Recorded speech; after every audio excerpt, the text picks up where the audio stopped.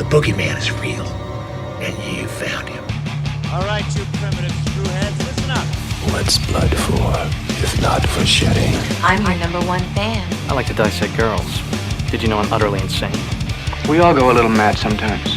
Be afraid. Be very afraid.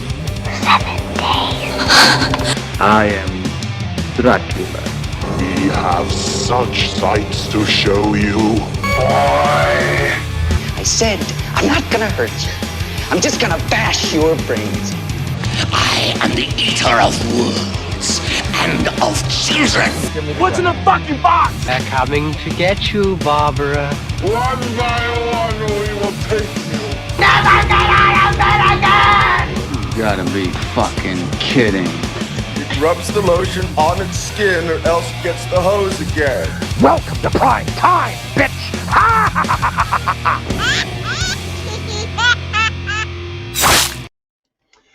Welcome, horror fans! It is Wednesday, 7 p.m. or a little bit after 7 p.m. Central Time. It is time for another episode for the weekend of the Week in Horror podcast, the only podcast that sees more than just dead people. And if you, dear horror fanatic, are listening to us at the top of the week, remember we do this live right here on YouTube every preceding Wednesday. Joel, we hope to see you in the live chat. I am totally live. My mind is on other stuff, so I do apologize. This week, we're looking back at select horror films released July 28th through August 3rd. Thank you all so much for joining us. It will surely be a bloody good time. I am JL, and with me is the esteemed Eugene. What's up, everybody? So I apologize about that. I took my eyes off the screen because I have my script like right over here on this one, and I took my eyes off the screen. I'm like, my mind is on so many things. Predominantly number one.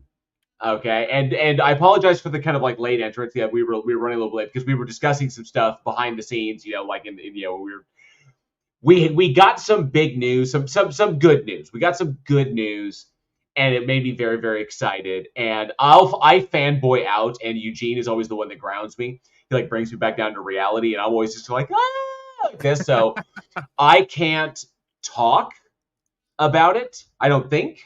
We don't want to say anything yet, or we can't say anything yet. We'll debut it next week. Okay, so yeah, we can't, but we got some awesome news, and it was kind of unexpected because it was like, it always happens like that. Like you have things in motion and things are just kind of there, and then you kind of like sit and I'm in a tunnel. Switch my mic. I'm in a tunnel. So apparently I'm having some audio issues. Let me see. Let me swap. Let's go to. Let me make sure it's not me.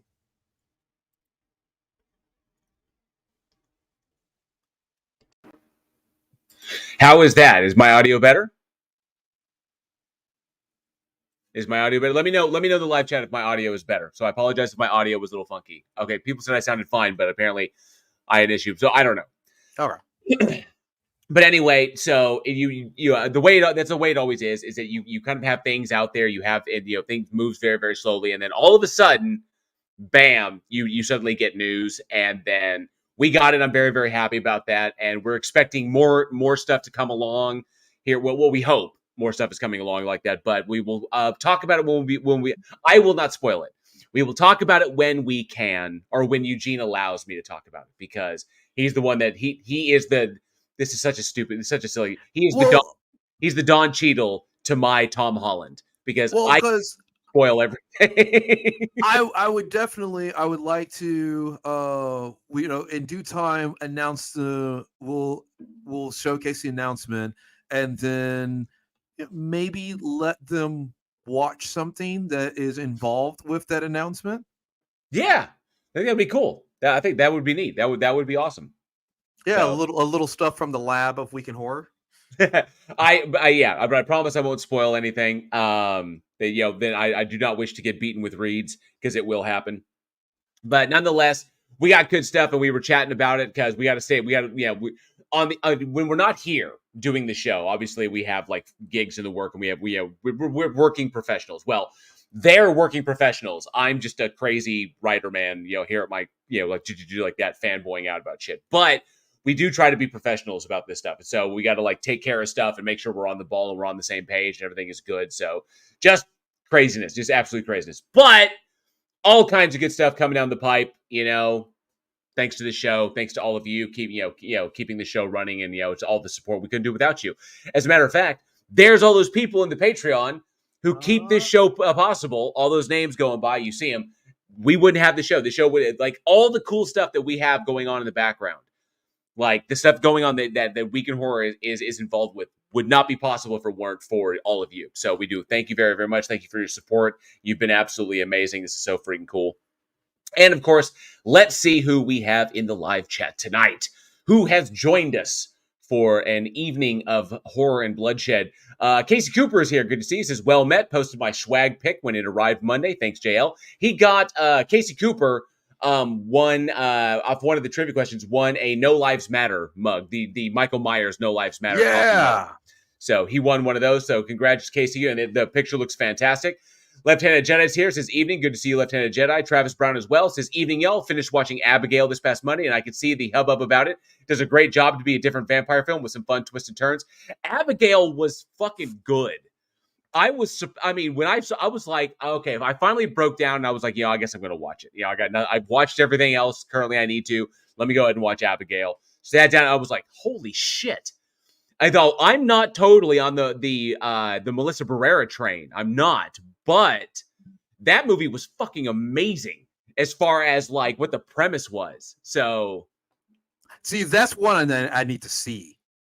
Oh, so dude, I don't want to spoil nothing. I've been hearing great things about it. So yeah, I don't want to spoil nothing about it. But I will definitely watch it in the next week or so, because I keep hearing phenomenal things about it. It is so much fun. You're gonna love it. I know you're gonna love it. It's right up your alley. It's the type of horror that you love. Absolutely. Oh, perfect. All right. So wrote it no less name is here. Says, what's a slasher villain's favorite film? Mask. Very cute. But Gabba Gabba 2, sir, good to see you. Left-Handed Jedi says, I saw the trailer for Dr. Jekyll. It looks good. I'm looking forward to the new Dr. Jekyll film with Eddie Izzard.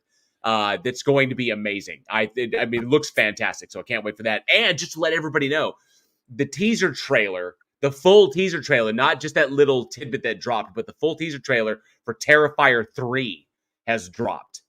And so I can't show it on the show. I'm just gonna throw that out there. Like, I can't. I'd have to heavily manipulate the teaser trailer to show it, and I don't want to do that because it needs to be seen in its gory, horrifying entirety. So yeah. But go check it out. Like, yeah, the teaser trailer for Terrifier 3 just dropped. It's that movie's dropping October 11th. So that movie's gonna be so fucked up. It's gonna be so fucked. Is the trailer even on YouTube? The teaser trailer is, yeah. Oh, the teaser trailer is, okay. Yeah. Let's see who else we got here. Nope, Casey Cooper. Yep, wasn't solo. Just we had to handle some stuff in the back end before we got started. But good to see you. Sarcasm's here, says, love you all, my parasocial amigos, but I'm out tonight, date night with my girls. Have fun. Thank you so much for popping by. Do appreciate that. Let's see. Joshua Lee is here, says, it is Wednesday again, my dudes. It absolutely is. Good to see you, Joshua Lee. Angel Rivera says, what up, horror fiends? Good to see you, Angel. Appreciate you being here. And I see as well. Let me scroll. No, Angel, I have not heard from Raven. Likely busy, but if anybody knows anything, but give him my best, because Raven is awesome, and we love terrorizing them with the air horn, It's their favorite part. It's their favorite part of the show. We know it. That's why we do it every single time. Elizabeth S., good to see you, Elizabeth. Thanks so much for being here. Robert Biter as well says, morning. Good to see you. Yep, rest in peace, John Mayall. Yep, definitely. Sidney Johnson says, sorry I'm late. I was listening to President Biden. Actually, yes, I did hear he was giving his little speech about stepping out of the race. I'm glad to see you here, Cindy. Thanks so much for popping in. I did fix my mic. Thank you so much, Sarcasm. Paracord Princess is here. Says, good to see you. Good to see you. Mike71, good to see you. And Sarcasm has gifted 5 memberships to the Army of the Dead. Good to see you. Thank you so much, Sarcasm. Do appreciate that. Very, very generous of you. You rock. Travis says Abigail is on Peacock, so you can check it out there if you have that. Nice. I saw it on Amazon Prime, so absolutely. Sarcasm says, "Hey kids, I'm out. See you next week. Take it easy, Sarcasm. You have a great night." All right. I think I caught everybody. But if anybody had said hi, good to see you. Thanks so much for hanging out. We do appreciate you being here. So we have some interesting things to talk about, interesting ones to talk about tonight. Now, as far as it goes, there's really not a ton of like news coming wise, because we're at that moment, we're in July, and we're heading into the what we call one of the dump seasons. It's because there's an early dump season and a late dump season. And right now, post blockbuster season, which is basically like May to the end of June, is where you get all your tentpole movies that are designed to attract the most attention. We're kind of trickling down towards the end of July. We're about to get, this episode's the first week in August, and so fuck, dude, man, the year's almost like, where did the year go? Where did it go? Faster and faster. It's like we're already in August. It's what the fuck, man. But anyway, we're heading towards a dump season, and one of the last big blockbusters is Deadpool and Wolverine, which is coming out on the 27th. So that will be probably the last big tentpole you see of the summer, and then we get into what's called the dump season. The dump season, especially for horror films, and we've talked about this years ago on the podcast, is that there are these lull times in the year where you don't get really any major studio films. So you end up getting a bunch of like direct to DVD or direct to VOD, kind of like Tubi, Freevee, these whatever movies that just kind of get churned out that are popular themes like possession horror and shit like that.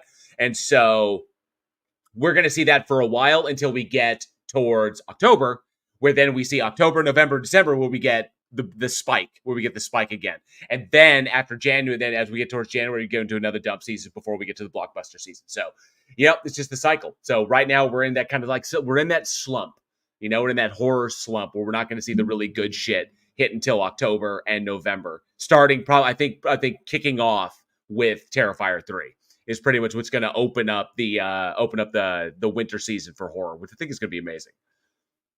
Yeah, that's the thing is when it comes to August and January, those are just your prototypical dead seasons for movie theaters. So that's why you're not getting blockbusters, because you have like the summer blockbuster, people on vacation, and then once August kind of starts back up again, kids are returning to school. A lot of people aren't going to the theaters, so you're just not. This is where theaters unload movies that they're just not going to shelf. They're going to try to recoup some kind of something. Right. Occasionally, you always will get a diamond in the rough or a gem that comes out here and there. And then same time, January, the holidays are done. People are broke from Christmas and New Year's. So they're not going to they're not going to take the family to the theater. You spend $100, $150 on popcorn and stuff like that. You just don't. So you'll get it's movies that the studio, let's say, doesn't have that much faith in, because you get some like diamonds that come out, like Megan came out in January. That's true. But even that marketing campaign, it looked like they were kind of hit and miss on it, and then obviously Megan ended up being a hit. So I guarantee you, Megan 2 will not come out in January. Megan 2.0. I'm kind of curious now that you brought that up. Megan 2.0 slated for 2025. Just take a guess as to when Megan 2.0 is dropping. Like May? June 27th. Oh, yeah. Right smack. Yeah. that means like, because I think it's A24, right? That did Megan. I can't remember if it's A24 or Blumhouse. Blumhouse. And Universal handled distribution on that. So yeah, so then they know they're setting up for a big horror blockbuster. Oh yeah. Megan's gonna hit strong, but I guarantee you, it being a summer release, it being like so deep in there that we may get, like, I think tonally, the film will probably be different from the first one in the sense that there was a level of viciousness to Megan that I really appreciated, that by virtue of getting its January release. Not widespread, but like big hardcore, like big violent movie, unless it's an action movie with big names or like horror films like that. I think they're going to tone down some of it. We may see like an atmospheric shift or a tonal shift in the film to make it more fitting for like a summer tentpole release. So they know that people are going to buy the tickets anyway, which means that they can kind of like adjust the film to be more fitting towards the grander audiences that are going to be coming in to see it, because you don't want to off-put too many people. Because if you want to do a third film, at 3.0, then you're going to make sure that you appease the masses that are going to be coming in to go see that, which means we'll probably get a slightly tamer film. That's my prediction.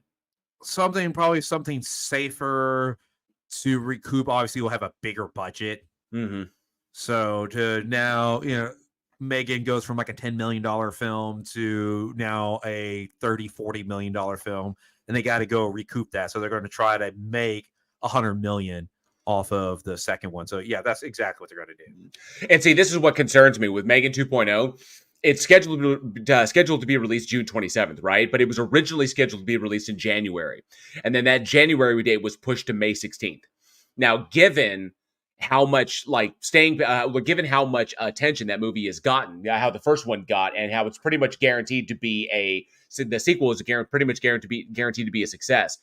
The problem being is that those pushbacks likely indicate reshoots and tweaks, post-production tweaks. So they're in there trying to, and that's why I'm kind of sliding towards, we're going to get a slightly tamer film that a lot of the violence is going to be left to the imagination. It's not going to be as I would say as vicious as the first film was, because the first one had some fucking mean ass moments, and that's what made it so great. Is because the innocence of the character with the viciousness of the kill scenes and the fight scenes, that was a great juxtaposition. But now more audiences, more people, you gotta appease them. So I hope they don't ruin it. I hope Blumhouse doesn't take that tack. It's like, oh, we got to give something for the commercial market. Still try to push boundaries, but you never know. Yeah, and plus one thing you have to worry about is with Megan coming out in January, there just wasn't much competition. So when you have a really good film that comes out in the dead season, then it can typically do really well because there's just no competition. Right. Just isn't. Whereas now you're talking mid-June, there will be competition in the theaters where you're getting the big action films, the big remake films. There'll probably be some kind of MCU film out at this point. You're going to have way more competition to put yourself up against. And I don't know if Megan can uphold, we talk about Barbenheimer with both of those coming out the same day. And the thing is, both of those movies held up on their own. Amazing double feature. You could double feature that shit and it would just be fantastic because it just hits everything across the board. I love the Barbenheimer summer is what that was. Oh, something like that is so rare because usually they'll move films based on, oh, well, Christopher Nolan has his film coming out. Well, you don't want to release your film on Christopher Nolan's day, or this is the big Barbie movie. Oh, you don't want, and the fact that they both just stood their ground and they're just like, no, you didn't know. You know what? We'll just go. That's because Barbie and Oppenheimer got together, and I think who directed? Was it Greta Gerwig who directed Barbie? Yeah. So Gerwig and Nolan got together and said, "Okay, I'm going to take this demographic, and you're going to take that demographic. We're just going to split the demographics down the middle, and you take that half, and we'll just dominate." That's like Magic the Gathering players, it's like the two final guys splitting the pot. So that they don't have to worry about who's going to win. It's just like, we don't need to dominate each other. We're going to dominate everybody else together. We're going to monopolize the summer industry. So you take those guys, you take nerds and science and geeks and Cillian Murphy fans, you take them. We'll take, kids, it would take all these demographics. So we just split it down the middle. It's just brilliant. You couldn't even, both those films come out, you couldn't release a movie within the next month of that. Right. You couldn't, like, something is so epic, so grand, and then like some little indie film opens up the following weekend. No. Hey, Dib, good to see you. Thanks so much for being here. And B Blanco, good to see you as well. No, you're not late. We're just like, we're hammering stuff about movies coming up and just basically how the movie seasons work. And before we dive into tonight's selections, there's still a good spate of horror films coming out this year. Oh, I'm looking forward to Oddity coming out. That's going to be fantastic. Cuckoo as well, which is the same company that dropped Long Legs. Long Legs is fucking amazing. If you haven't seen it yet, definitely go see that as soon as you can. Long Legs is great. But we also have that just recently released. Mika Monroe is next level in that film, and I'm going to give it to Nicolas Cage, but we all expected that. But Mika Monroe, I think, turns in. I mean, she was good in It Follows, and she's been good in other films she's done, but I think she turns into career-defining performance in this one. Longlegs is shockingly, for a horror film and for the for the type of horror film it is, okay? Longlegs is shockingly cinematic and shockingly well acted.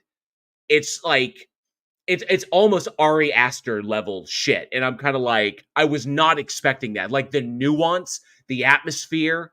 Okay, the pacing of the film. I mean, they nail tension without release perfectly, and like the whole essence of the trailer just permeates the entire film. It is outstanding.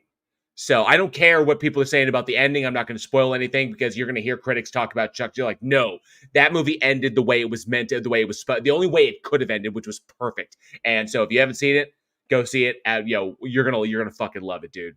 It is. I've been hearing nothing but good things for Yeah. it. And It Follows is one of my favorite movies that came out in the 2010s, and large part of it was due to her and her performance. She's so good. She's so fucking talented. Yeah.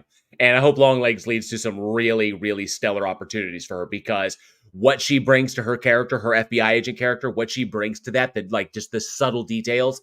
She already at her age, she's a master of it. So I hope like great things for her future. Travis Brown says Night Swim tricked us into thinking it was an interesting film in the trailer. This is very true. It did. And hey, Stargazer, good to see you. Thanks so much for being here. Also, Smile 2 is slated for the release this year. Nosferatu as well. And of course, that's a good one. Nosferatu is looking good. And Trap, which has my attention from M. Night Shyamalan, Josh Hartnett film where he plays a serial killer.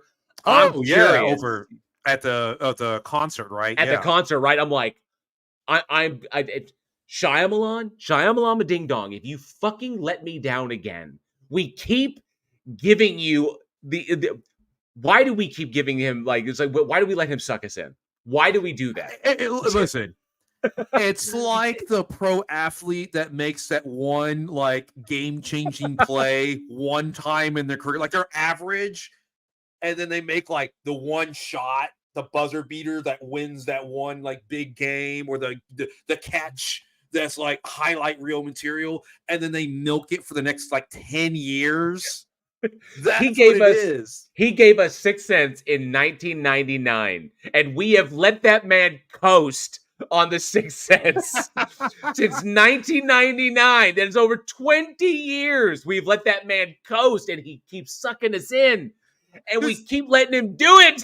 Because you'll notice how they market directors, right? Like if you don't know the director's name, they'll go like director of boom, boom, boom. But when you have like a big name, it's just from the mind of Christopher Nolan. You don't need any other. Yeah, we're there. Yeah, like when it's like Midnight Shyamalan, it's like from the director of The Sixth Sense, Signs. That's it. Unbreakable. It's like, and you look, but we keep letting him do it. But I'm a slave to it. I am. I'm gonna let M. Night suck me into another M. Night Shyamalan joint, and I'm gonna see Josh Hartnett, who's one of my favorite actors. I'm gonna see this awesome setup, this premise that sounds really, really fascinating.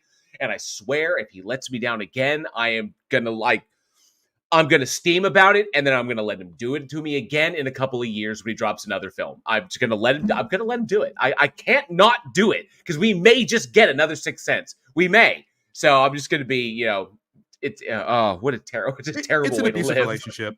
It is. And then of course, the last thing I want to mention, other than the apparent unwatchability of The Crow, which is getting like not good reviews in its early screenings, which is just terrible. That the first screenings came out about The Crow, but The Crow remake with Bill Skarsgård, and the first the rumors of it like that people were talking about, like, the film is fucking unwatchable. So I don't know what's going to happen with that movie. I don't know. Well, yeah, I know why they want, obviously for money reasons. But if you're talking about IPs to go, the thing with The Crow is The Crow hit at a certain time in pop culture. Right. So when you had rock was on the mainstream, people liked the goths. When you have the radio was playing music like from Korn and like Manson and Deftones, and you had And all the Cure and KMFDM and Nine Inch Nails and all of those, like these industrial rock bands, metal bands. And then when so you get this kind of era in pop culture, and then The Crow dropped, and it's able to feed off that because so many girls had crushes on Brandon Lee with the long hair, and it's like, okay, you get this 90s just girls. Come on, man. We all wanted to be Brandon Lee and The Crow. You had a crush on him, or you wanted to be him? Like, I think both. If it was like, oh, I'm going to crush on him because I can't be him. I can't be him, so I'm left to crush on him. I mean, and plus the fact that you have Brandon Lee's like untimely death, so all this stuff kind of culminates to get this cult classic film that capitulates the mid '90s, and then it's like now none of that applies. None of it. All right. He even has short hair. Victims, aren't we all? And the last one, obviously, and I'm kind of curious about this because now I haven't watched it yet, but the final trailer for Alien Romulus dropped. Now, we watched the first teaser here on Week in Horror, and I watched the trailer that came out after that, which was good. Now, I have not watched the latest one yet. I've avoided it, and that's because the day after that trailer dropped, people started talking about how the trailer ruined the movie because it showed way too much. Unlike that teaser, which gave us just enough to whet our appetites. And then the next one, which also did that as well, evoking the original Alien, the feel of the original Alien film, and you kind of inspired by aliens as well. But my curiosity is this. For anyone out there, I kind of want to ask the audience out there, have you seen the final trailer, Eugene? Have you seen it? No. So okay. It's great that you brought it up. Finish your point first, and then I'm going to go into point on trailers in general. So I want to see if anyone out there agrees with that sentiment. If you've seen the final Alien Romulus trailer, okay, did the trailer show too much? Did it ostensibly ruin the film? Because it gave way too many kills, showed way too much stuff going on, dropped whatever happened. Like I said, I haven't watched it myself. I'm avoiding it because of that reaction. I don't want Alien Romulus spoiled for me at all. I don't. Fede Alvarez, Aliens, fuck yes. Give it to me. And I don't want that spoiled. So let me know. I'm kind of curious. Let me know down in the comments below or weekinhorror@gmail.com. We'd love to hear from you. It was like, if you thought if the final trailer like ruined the film, did it take away from it? I'm just kind of curious about that. So going into trailers in general, because I'm definitely going to piggyback off that point. The thing that has been pissing me off so much lately with trailers is they're making, I don't care if you make trailers longer, because trailers used to be like 2 minutes and now they're getting closer to 4 minutes. And then they give so much of the movie away. Like I watched the Gladiator 2 trailer and I'm just like, oh, okay. Oh, there's that plot. Oh, I don't have to watch it right. Do we have to watch the movie now? Because we need to. They're like, man, how are they going to take out that rhinoceros in the arena? Oh, that's how. Like, I'm so pissed off for these trailers that are ruining the film. You know, a great trailer is a Nosferatu trailer. Yes. Like, if you watch that, the trailer for Longleg. Well, we watched it here on the show. Yeah. And the trailer for Longlegs was brilliant. Snippets as it sets up the title card. That's all you needed. We knew nothing after that. It's like, and even Nosferatu. We know the story of Dracula. We've been bombarded with it for 40 years. We know it, but still, little hints, little tidbits. Robert Eggers knows how to drop a trailer that doesn't give to. Yeah. All you need to do is you need to hint at a premise, right? And then you set the tone an atmosphere of your film, because that's all that trailer does. Hey, this is how it's going to look. This is about how it's going to pace. You're dealing with a vampire. That's what that teaser for. Like, I hate the fact that I watched the full Alien trailer because it gave away a couple of facehugger kills. Right. Whereas the teaser, no, you just have the bloody pod, and then you just have these snippets of them running from the facehuggers, her and Zero G floating towards acid. Boom, done. Like, that's it. That's all you need. And just. But I will say one thing about Alien Romulus is this. Usually facehuggers are plot points, plot jeeps. You need the xenomorph, so you have the facehugger. The facehuggers come in. They usually have maybe 1 minute of screen time, and then, like, that's it, right? We want the xenomorph. This movie looks like that may be the end of Act 1. How they're, like, in the water. They're, like, as they're running, it's, like, chasing them. And I'm like, I think the facehuggers are going to get their full due in terms of the horror genre, where it's like, you finally make it through the facehuggers, and you think, okay, that's it. The worst of it's over. Then the xenomorph appears. That's the way to do it. Now, it's interesting that you bring this up, that trailers used to be like, they used to be shorter back in the day, and they didn't give very much away. In fact, we still see that occasionally. Studios will put out very, very concise, very evocative trailers that don't give too much away from the plot and don't spoil anything that they want to be revealed in the movie. But it seems like, obviously, trailers getting long like that. So it just occurred to me, you brought up the Gladiator 2 trailer, and I'm seeing this I'm seeing this in the horror genre as well as across other genres. It seems like now it occurs to me, it seems that with the prevalence of things like TikTok, okay, and short form content creation across multiple media, whether it be YouTube or or Kick or whatever, but it seems that mentality is kind of becoming the prevalent, I guess, perspective that people are that studios are going to have are trying to pitch to. So the trailers that we grew up with and that we like don't fit that kind of scheme, don't fit that perspective anymore. Individuals today, like of this current generation, they don't take in content like that, and like we used to. They're used to a far different one. So it felt very much like the Gladiator 2 trailer was snippets, very quick snippets, all linked together. But in order to make them cohesive, you have to put a bunch in there, and they're just like fast. But it ends up giving away the game. To us, it gives away the game. But to them, that's just the way they're used to taking in content, which is why I think that may be why we're seeing this trailer, this kind of like change in the trailer, in the format or how the trailer is constructed, that we don't really jive with, because they're not cutting them for us anymore. And they're not, with the advent of TikTok, and more people discover music and media content on TikTok than any other place. So you have to do these things. That's why trailers have like a quick couple flashes, and then before the trailer actually starts, because they know people are doom scrolling, and they have to catch the person's attention before the trailer even begins. Where when you and I grew up, you didn't know what movie came out until there's a trailer. Only maybe big movies. I remember hearing about like Titanic before, with those big budget movies. But most of the time, you would just buy a ticket. Yes, we found out in the theater. In the theater, you saw it. You're like, oh, I didn't know there was a trailer for this. Yeah.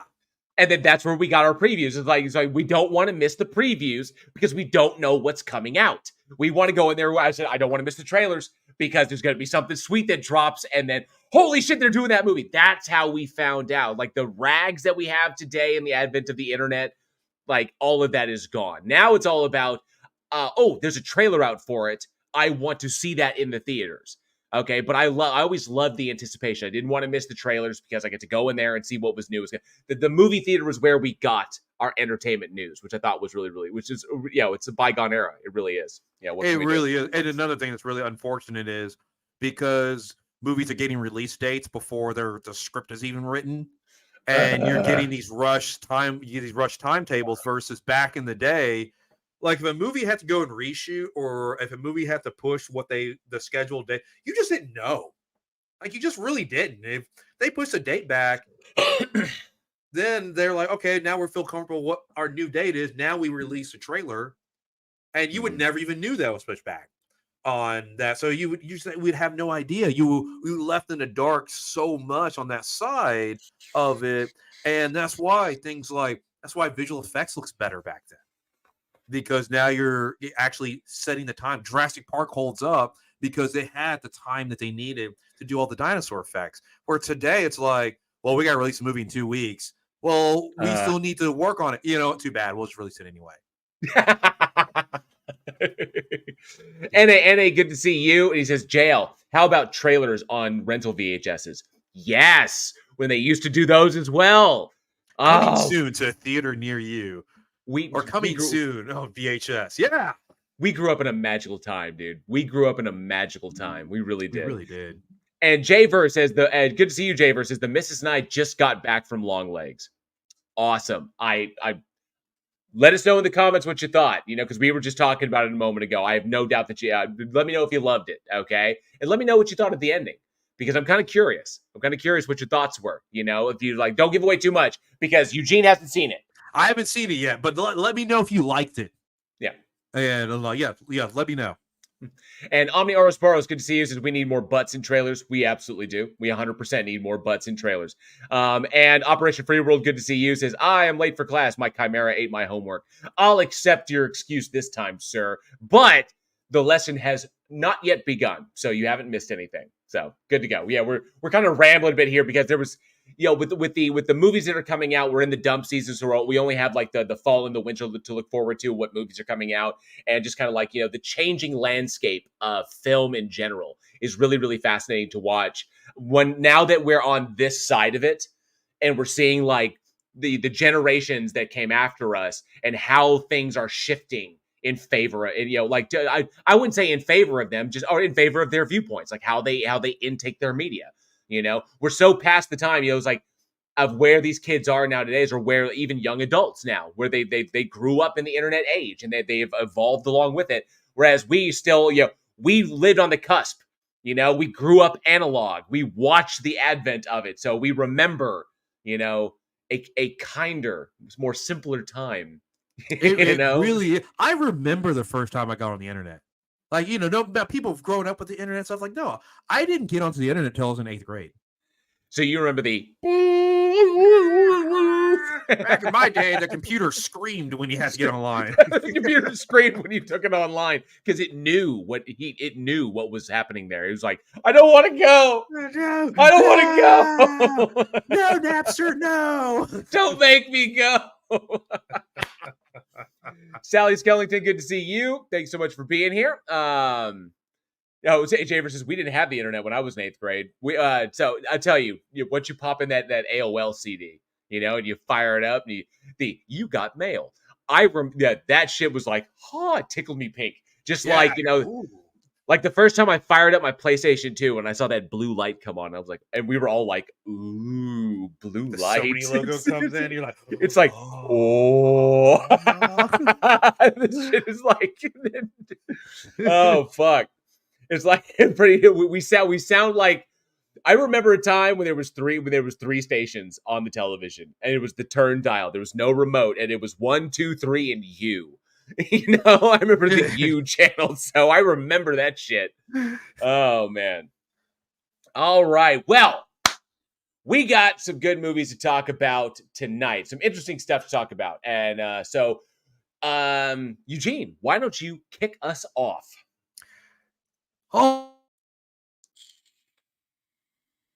First up, we're going to talk about Deep Blue Sea, which was released July 28th, and in the year of one of the greatest movie years of all time, in 1999. Roll it. Oh, and I have to say this before we dive, is Age Rivera says, you were the remote. Yes, we were the remotes. That was... You had a kick in the ass, go change the channel. We were the remotes. That's what we were. We absolutely were. And I think it was, Case Cooper said that I was the remote for my parents. Oh, they were interesting times. Yes. Oh, Operation Free World says ocean horror, my favorite genre. Well, let's check this out. Let's cue up the Terror Tube. I hope y'all love the Terror Tube as much as I love fucking saying that. I really do. I do love it. Because I love saying it.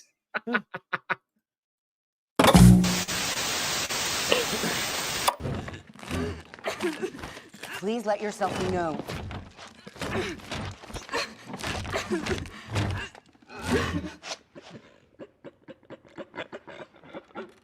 Speak. You know who I am, Doctor. Move, you mean old ugly bitch!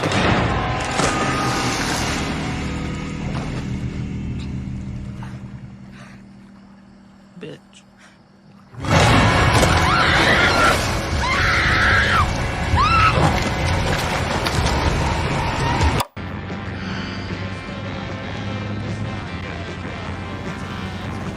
Come on, fuck ass.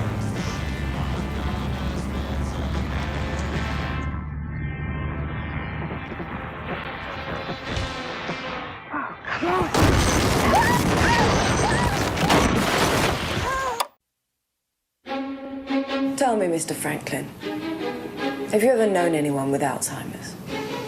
No. What if you could end all that suffering with a single pill? Give me till Monday morning, 48 hours. I'll give you results that'll skyrocket your stock price. In the most advanced research facility in the world. Wow. Beneath its glassy surface, a world of gliding monsters. A team of specialists is working against the clock. Did someone order the fish? On an experiment to benefit mankind. Sharks never show any loss of brain activity as they age. We're this close to the reactivation of human brain cell. But before they can save millions of lives... Tell me I didn't see that. They recognize that gun. It's impossible. Sharks do not swim backwards. They can't. They'll have to find a way to save their own.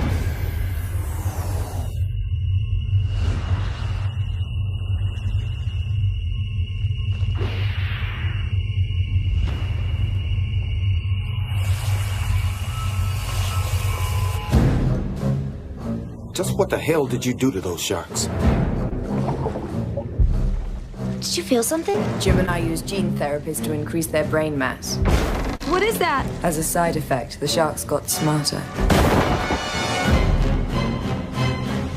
Somebody, please, tell me what that is.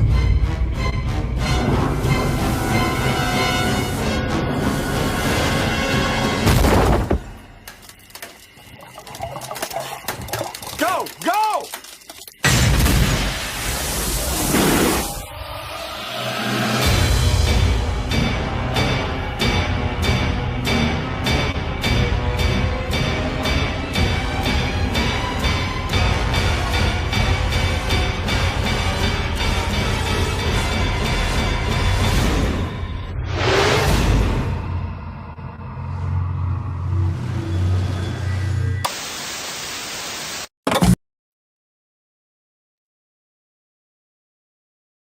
You're muted, bud. All right. That is Deep Blue Sea, directed by Rennie Harlan, and stars Saffron Burrows, Thomas Jane, LL Cool J, Jacqueline McKenzie, Michael Rappaport, Stellan Skarsgård, and Samuel L. Jackson. And shit gets real. If I may say, you knocked out every single one of those names perfectly. So it's always the more foreign sounding names because I can do that in Train to Busan and that's it. So yes, and it's funny because we just talked about how trailers. Is that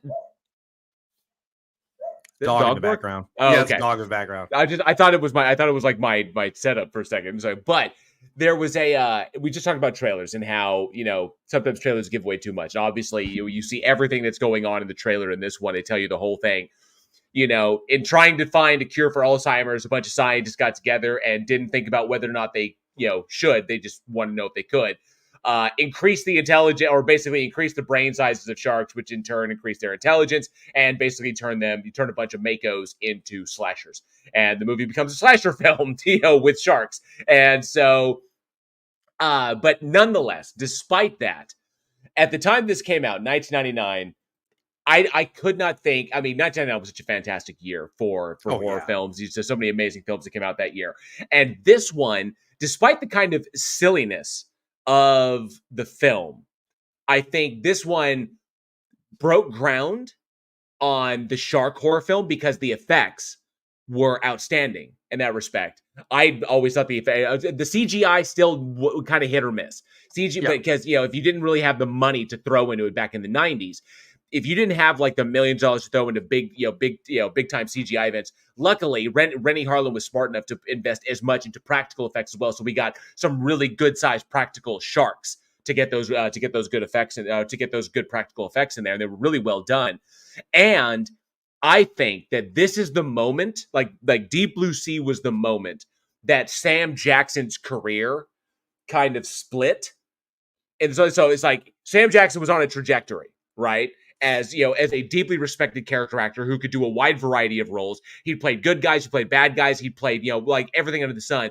But it was this moment when Sam Jackson delivers that speech right in front of the open portal behind him. I think it was this moment was a pivotal shift, was a titanic shift in Sam Jackson's career, because this is the point where he became memeable. Where it was like, eaten by a shark. Motherfucking shark ate me, that kind of thing. To that, we wouldn't have, I'm tired of these motherfucking snakes on this motherfucking plane if it wasn't for Deep Blue Sea. Because it was that, I think this is that pivotal moment where it's kind of like Sam Jackson went off in this direction, So I partially agree, because the movie that made Samuel L. Jackson is Pulp Fiction, hands down. Oh, right, yeah. That's the one that really put him in the spotlight. 1993, Quentin Tarantino, 1993, yeah, or 92 was when they came out. Right? No, 94. 94? Yeah, early 90s. Okay, so yeah, Jules Winfield, yeah. So that was a movie that made his career. Not what's his name from Jurassic Park. So. No. Because despite being in Jurassic Park, like, no one was looking for him in Jurassic Park. Right. Hold on to your butts. And besides, that was an Epic Rap Battles reference, if y'all didn't catch that. So for anybody who was curious, I have to throw that out there because I'm such a nerd. So, but that was a line. It's like, when people ask you, what's your favorite Sam Jackson part? Nobody says, who's that guy from Jurassic Park? But so Pulp Fiction was a movie that made him famous.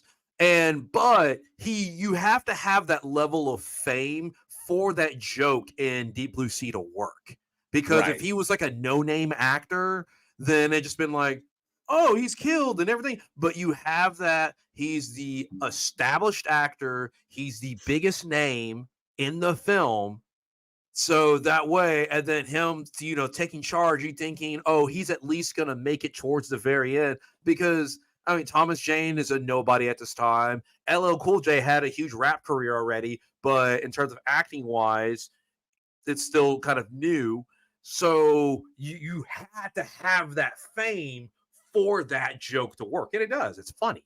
It's hilarious. Everybody remembers that scene. That's what makes the movie memorable. And the first thing we're going to do is we're going to seal up his arm. And everybody's like, what the fuck? I love it. And as with all shark films, this one was inspired by an actual event, and it wasn't the writer Duncan Kennedy who wrote the screenplay. He based the whole thing on this shark attack that occurred on his beach in Australia. That there was a shark attack on a beach near his home that he witnessed. He saw it happen, and that is what the inspiration for Deep Blue Sea came from. And it was that event, the horrific nature of that event, seeing it in reality, and then of course he also contributed to a recurring nightmare that he had of being trapped in a passageway with sharks that could read his mind. Damn. So he witnessed the tragedy, and then that gave him a recurring nightmare about being trapped in this passageway with sharks that could like read his mind and shit like that. And that right there, those two events are what led to Deep Blue Sea. And we can kind of see the connective tissue there. Now, I think Rennie Harlan was perfect. The director of Cliffhanger, a number of other action films, that he was perfect for handling this. Like everything was across the board. Thought worked extremely well. This was before Thomas Jane kind of got weird, because he's kind of weird nowadays. I don't know what's going on with him, but the one thing that I found that this one stands out, even though it's just a popcorn shark film. Okay, you're gonna get really, really solid practical effects. You know, these good moments. You know, arms getting, like limbs getting bitten off and shit, and some really good, and some bad science, not really good science. It's like there's very pseudoscientific shit there. But what I found interesting is that Omnior Sports says what LL Cool J says in the movie about scrambled eggs is bunk. Well, as he said he gave the instructions how to make a perfect omelet. Is what he was saying. He was like, but when he was in the kitchen and he was whisking the eggs, right? If I remember correctly, yeah. I think so. Not 100% sure. And then, but the thing that got me on this one is there was an event that took place in reality not a few years before this, and we saw this spate towards the late spate of these films towards the late 90s. Because one thing that's cool about Deep Blue Sea and all the films that are like it is that, say it again, say shark one more motherfucking time. So one of the things that's absolutely cool about this is that in 1990, I want to double check my date on this because I for some reason I can't remember. It was in 1996, 1996, July of 96, 3 years before this movie came out. Okay, that Dolly the sheep was cloned. The first viable clone had been made of an animal. And the minute that happened, when that hit the wire, that human beings had successfully cloned an animal, we'd figured it out. We got a spate of films horror films that dealt not only with cloning, but predominantly with genetic engineering. And what I love about Deep Blue Sea is that it kind of stands at the top because of its cast and its director and its production, the production value and the budget that it had working for it. It stands kind of like near the top of the mountain, the top of the heap in all the movies that we got that reflected the fears that not only permeated the kind of like general public, but also permeated all the way up to the echelons of government. Now that we knew that we could do it, all of a sudden governments wanted to jump in and they wanted to dictate, obviously, put regulations on the science and dictate where the science ends. Because once you start doing it to other animals, you start doing it to people. And so people always exactly, it opened up this door that showed us, just like in the past with nuclear power. That's what I love about Deep Blue Sea. Predominantly is because it is what the horror genre is supposed to do. That things that are out there that are bothering us publicly, that are bothering us in society, horror films are the things that bring those up and allow us to deal with them, allow us to compartmentalize them, and they are barometers for what is ailing society. Just like nuclear power, when that was a big thing, or when whether it was whatever's communism or shit like that. This one was the advent of genetic experimentation. That it can be done, and should we be doing it? Now, I know that Jurassic Park came out 3 years before this, in 1993, but then cloning was still, like legit cloning was still science fiction, because we hadn't yet figured out how to actually do it, how to clone an animal. And then all of a sudden, so that was just, dinosaurs, clone dinosaurs, yeah, that's all still, when Michael Crichton wrote that book, it was still sci-fi. It's not anymore, which I love that Deep Blue Sea took that and ran with it, because the characters, as written very, very nuancedly into the script, each one of them has their own reservations about what the fuck they're doing, And of course, the ethics of the say, and of course, bad science, not telling your fellow partners what you're doing, going ahead with certain trials, lying and shit like that. We saw that in Hollow Man. What happens when you do science bad, shit like that. So bad science, unethical science, and breakthroughs, breaking ground, the bleeding edge of science. And I love that that's a terrifying area, a terrifying atmosphere to run around in, and horror movies jump on that. That's why I love this as an example as to what horror does for us, which I thought I may be going too deep. Am I going too deep on a popcorn shark movie?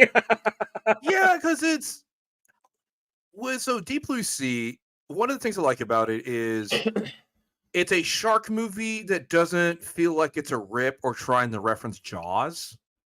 So you Right. finally get a shark movie that's not influenced by Jaws. So it feels fresh. And it does play a little bit on is at what point does the cost outweigh the solution? So you're going to experiment on animals, which science has been experimenting on animals for a long time. And then all of a sudden the animals turn back. Because if we think of experimentation on monkeys and rabbits and various other makeups and chemicals and all sorts of kind of stuff, and then it takes that idea and flips it on its head. Okay, well, we go and we make the sharks, we're kind of cure Alzheimer's, so it ends up making the sharks smarter. So now the sharks realize what's going on, and they're no longer just instinctive beasts of the sea. Now they can have complex thoughts and they can like communicate with each other, problem solve, and yeah, they can problem solve. They can't talk or anything, but they can problem solve, and they can hatch complex plans at that point. So I always kind of saw it more of less on the cloning aspect and more on the man gets punished for experimenting with nature. So the eco horror side, like the eco horror side of it, yes, like man pushing too far into nature, and that brings forth like movies like Prophecy and shit like that, where with the mutated bear, where man's disrespect of nature results in nature lashing back, like a movie like Frogs and shit like that, and I think another one, and I like along those lines. I think the close thing, and you mentioned Jaws, and whereas even Deep Blue Sea has a sequence where they have the kids that are out on the dual rafts and everything that are just like out there, like the end of Jaws 2. And I was like, but it didn't feel like it stole that from it. Like it felt natural, it felt organic, which I thought was really good. But what I did feel, and of course, given the script, was, and I've never heard Rennie Harlan talk about this, but I can't kind of divest myself. I can't really divest myself from it. But the rise of these things, of genetic tinkering and genetically modified organisms, this was not the first film to ever dive into it. Although I thought it was really, really solid. The idea of genetically experimented animals and what we could do with them, I thought always just was a fascinating trope in that respect. And I see the eco horror side to it, but also the mad scientist aspect to it. And so I think that this Kingdom of the Spiders, that's also a good one. And I like that those two kind of like those two areas kind of came together to give us the one of the perfect summer popcorn horror films. And then toss in Sam Jackson gets eaten by a shark, and some decent acting across the board, not to mention LL Cool J, who drops I think it was 2 rap songs before they did 2 songs. Yeah, and LL Cool J was fun to watch in the movie. Like, him and the bird were fantastic. I didn't expect CGI bird gets eaten by a shark, and I'm like, CGI bird gets eaten by a practical shark, and I was like, huh. I actually feel for this. I really do. I feel for this. So, yeah, Travis Brown brings up Slugs from the late 80s, and that was, I believe, Radiation. See, Radiation, okay, just like that's going all the way back to the 60s, like, fucking the beginning at the end. With the irradiated grain that made the giant grain crops, then the grasshoppers ate it, they turned giant too, and then the grasshoppers, do grasshopper things. I don't know. I'm not sure, like the giant grasshoppers, but it gave some great moments, some great matte moments, some great matte effects. But I dug this, and I think Deep Blue Sea stands out of that. It does a perfect job of doing what horror is meant to do, which is why I think this one is so. I think that's why Deep Blue Sea is still special. It's so special to a lot of horror fans. It's one of those gems that I think does a little bit more than I think a lot of people give it credit for. It basically blew expectations out of the water in terms of we're going into shark movie, sharks get released into a lab, and then it ends up being a fun movie because you keep in mind most of these movies like this don't stand out. You get these monster movies and creature and animal attacks people. We get those movies every year constantly, but Deep Blue Sea has been one of those that it stands out because it knew exactly what it was. It didn't try to we don't need to be super into make sure we have the full correct science behind it, and we're trying to make some like huge statement or anything. It's like, you know what? Now we got some shark slews. We're gonna go have fun because they even play on the trope of LL Cool J. You know, oh, the black guy dies, the black guy dies, and then he has the fake death where you think he dies and he pops back up at the very end. So they're playing on all the creature tropes, and that's what it makes it stand out. Because ultimately, Deep Blue Sea, that's a fun movie. And the what ostensibly the final girl, you know, like Saffron Burrows' character winds up getting smoked at the end. Yeah, I was like, dies. She dies, and LL Cool J lives. And then Thomas Jane, the laconic shark trainer, who's like, you know, who's kind of like, I can come up with a plan like that. But David Rappaport gets smoked, you know, unceremoniously. Saffron Burrows goes out hard. You know, she goes out Nedry style. Like, you know, I felt bad for the way she went. So that was awful. But then, of course, then you got, Michael, did Michael Rappaport die? Holy shit, No, I may have mixed it up. It was only two left. You had Thomas. Oh, yeah, Jane that's right. It was and Thomas LL Jane and LL Cool J. Right. So, but in that, so yeah, it was him that with the shark jumps up in the trailer and like, you know, swoops up and gets him. And so, but I will say the electricity sequence with Saffron Burrows when she's climbing up and using her wetsuit for insulation, you know, the shark is in the water below her. I thought that was fantastic. It's some great tension building moments that I think only Rennie Harlan, who could have really captured as far as you know, the way he can frame an action sequence and the whole sequence, despite how unrealistic it was with the ovens. You know, I thought that was, you know, well edited, well cut. LL Cool J was fantastic in that. I mean, across the board, you gotta love it. I also found it really cool that this film, because you mentioned it earlier, that Deep Blue Sea was shot, that the set, the primary set was shot using the tanks that James Cameron used for Titanic, which I thought was neat. So, you know what? You have the tanks, and the thing is, when it comes to like tanks and stuff like that, there's only a handful of spots, so you just end up filming all the movies. It's like airplanes. There's only like 2 airplane sets in Hollywood. Like that's pretty much it. And all airplane sequences, if they have any kind of budget, uses one of these 2. And they'll do things like switch out the inside if it needs to be an older plane or newer plane, or all what they'll customize the inside to what they need, but it has the skeleton inside of an airplane. Hundreds of big movies have been shot there because they're the ones that have it. That's the one thing I love. I love seeing repeated things that are things that are utilized over and over and over again for films. Like there's that trailer diner out in California that we see pop up, like the tunnel, the Los Angeles tunnel. We see that, you know, time and time again. I love seeing like stuff reused, like those little landmarks, you know, or the stuff that we built. Because, like for example, what was it? We had him on the show last month. We had him on the show. Craig Hind, who recently directed the movie Witch. And I was watching that movie and I was like, there's something eerily familiar about this movie, because Witch just came out in 2024. And so we were watching it. Now I'm sitting there watching the thing. I was like, something really, really familiar. And I was like, holy shit, where they shot Witch, which was in, I think it was in Bulgaria, but where they shot Witch was the town that they used, like the little, like, you know, like the 17th century town, is the same set that they shot The Witcher on.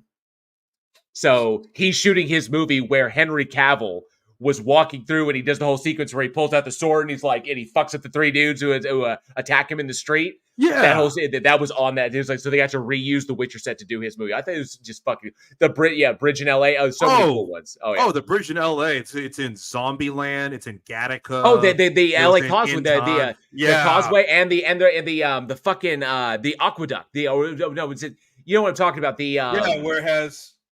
Yeah, it has the what do they call that? It's where water runoff takes place. But anyway, we've seen that sequence 100 times before. So the gas station old lady from Duel in 1942 is a great reuse. Absolutely, so many cool stuff in there. You know, you can see how often they reuse the stuff. But Deep Blue Sea, really, really fun one, a good popcorn film. And I think the Viaduct. Thank you, Viaduct was the word. Yeah, the Viaduct, the Los Angeles Viaduct. So, but yeah, a really good popcorn film that if you haven't had a chance to watch, definitely go and see it because it's an absolute blast. I'm sure that all of you out there have watched it, but go back and rewatch it, you know, because it's fun. And you get You get to hear Sam Jackson say that, give his big speech again, even though you know what's coming. Then we get a CG Sam Jackson get eaten by a CG shark. That CG was so bad. That was pretty bad.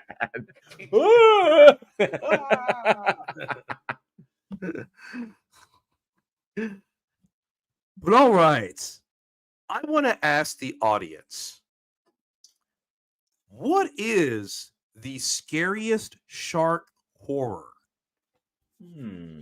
What is the scariest shark horror? The scariest shark horror. You know what? I know a lot of people are feeling Jaws, and Jaws has great moments. But I honestly think that Jaws 2 was slightly scarier than Jaws, but still not the scariest of them. But the one that actually freaked me out was Open Water. Not just because it's based on a real event. Like, that event took place. Like, imagining being left out in open ocean by your scuba diving trip. Like they left without you. You are miles and miles from anywhere, stuck in open water. Just the two of you. Yeah, because continue. And real sharks. Like, they shot the film with live sharks. So, like, the actors are out there in the shit, and I'm like, and thinking of that nightmare, okay, and it's like that open water got me. We don't need big, giant, 25-foot long monsters going, oh, like that. No, just sharks, man. Sharks doing what sharks do. That's it. And that, fuck, dude. Hit a little close. That is worst case scenario, because you pop in, the boat is gone, and there's no reprieve. There's no safety, because in Jaws, you go for land. As long as you're on a boat or you're on land, you're okay. But then you're left out miles in the ocean, and there is no safety. And you can't swim it because the currents are stronger than you are, so you have no idea where they're taking you. So yeah, the gear that is preventing you from swimming is also keeping you alive, so you can float with it. So you're stuck there, and you can only be out there for so long. I mean, that's a horrifying situation. I mean, when you look at situations like the USS Indianapolis, which they talk about it in Jaws for briefly, but when you actually look at that, where they're out there, for those of you who don't know, it was a warship that got torpedoed. The warship actually dropped off the atomic bomb, was on its way back, got torpedoed, sunk, and you have about 700 sailors go into the water. Well, they were in the water, shark-infested waters, for like 5 days floating. And eventually sharks saw it as open season, and they started eating people throughout. And sharks kept coming and coming, because it's basically like an all-you-can-eat buffet. And it's about 700 people went into water, and about 300 people survived. Fuck, dude. And talk about no hope. Talk about the lottery on that one, man. Damn. Yeah. So, but yeah, that's why Open Water got me. Open Water got me because it's not about, because you're out there. I mean, you're out there. It's not about like this giant shark coming up and biting you in half, and all of a sudden you're dead. It's getting nickel and dimed, because they're fish, but it's getting nickel and dimed by sharks. So it's the idea, that the thought of being out there in the middle of nowhere, and like Operation Free World says, you might as well be on another planet if you're that far out in the ocean. Yeah. Absolutely horrifying. You you realize very quickly how big this world is, and just how little you are, and just the ocean is not where you're meant to be. You're not. That's not your territory. That's their territory, and and that scared the shit out of me. Omnior's Bro says 700 sailors is quite a bit of semen. Yes, it is. It absolutely is. So I would say that Open Water got me. What's your scariest? What do you think? Oh man. Not that Dolph Lundgren. Not that Dolph Lundgren one. I'm going to go with Sharknado, because now you have sharks on land. Sharknado. Omnior's Pro says Jaws 4 is pretty scary. Yeah, but scary for the wrong reasons. Scary for the wrong reasons. Yeah. But no, I will have to go with I'll go Jaws, 1975. And in particular, the first scene with her swimming, which unfortunately she actually passed away very recently too. Oh, shame. but it was that whole, because you never saw it, and it's the jerk of something's wrong, because it's not like you mentioned earlier. It's not like a quick eat. It's not like done and then that's it. You're just obliterated. But it's them bumping you around, them grabbing you, shaking you around, and then let go for a little bit, and then grab you, shake you around again. And it's like, that has to be such a terrifying experience. And then a shark can't swallow you whole. So then it's going to have to start, and its jaws are strong enough to bite off a limb. So then all of a sudden it's like an arm is gone, then a leg's gone, your other leg's gone, then a piece of your torso is gone. And you're still alive as this is going until eventually it bites enough of you where you die. Rough. Angel Rivera says Jaws. I was a kid when it came out, and it freaked me out living in Oceanside, California, 30 minutes from the beach. Oceanside's one of my favorite places. I grew up on Oceanside, and yeah. So, and there was one thing that my dad always told me. We were out on the this was like one night we were out on the ocean, the Oceanside boardwalk, and there was we saw a bunch of people like playing in the water, like a bunch of teenagers, shit like that. It's like, oh, having fun in the water. And my dad looked out there and was like, they wouldn't be doing that if they knew it was in that water with them. And I'm like, yeah, they probably wouldn't be, given when sharks hunt and shit like that. So, because it was about twilight, it was getting there. Like the sun had just dipped and the light was failing, and in that little moment, it's the perfect moment for sharks to hunt. And they're out there in the water, like, yeah, this is great. I was like, no, at all, not gonna happen. So, but yeah, cocaine sharks. Yeah. So, yeah, but let us know down in the comments below at weekinhorror@gmail.com what the scariest shark horror film is for you. Now, okay, we Jaws, Open Water. There's some good ones out there. Some good ones, definitely. All right. Javer says, meh, sharks would bump me all the time in Hawaii. Well, in Hawaii, they're kind of used to it with all the tourists that are there. I've seen top-down video of sharks navigating, between the, in between tourists who are standing in the water, and sharks just cruising around them like they were and nobody knows it. Like nobody noticed. Just like, there goes a shark. Just swim right by, and nobody, it was like, eh. So I think they're used to it in that respect. Well, also, you gotta keep in mind, like, it's only certain breeds of sharks. Like, most sharks don't go after people unless it's like a really extreme situation. So most sharks will just swim. That's why you get divers that are in the water, and sharks just swim past them because it's not in their nature. Honestly, the film Jaws probably did more to hurt the shark image than anything else, because that's a rare exception that sharks do that. When you turn the shark into a slasher is essentially what you're doing. Yeah. It was a Javer says, yeah, they're like water dogs. Sure, I love sharks. I respect sharks.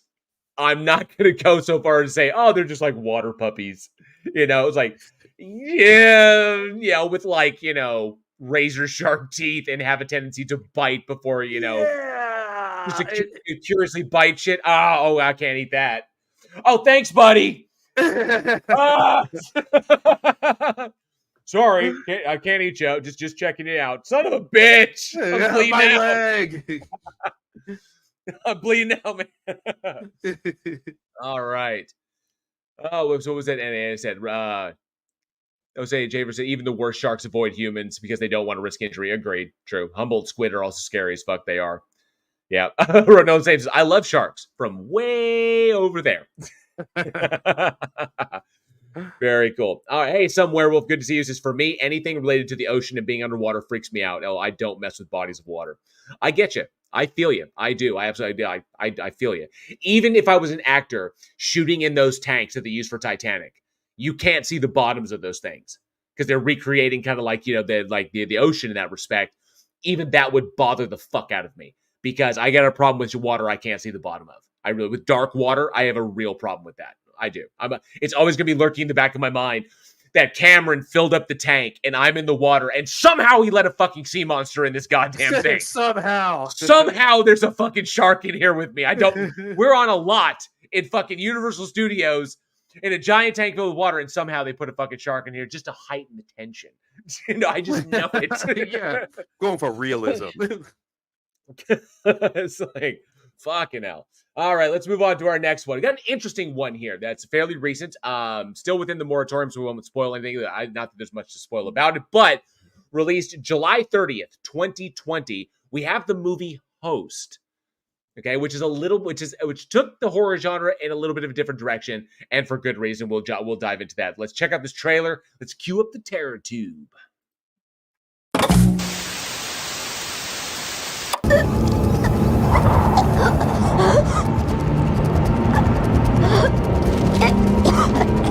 Charlie!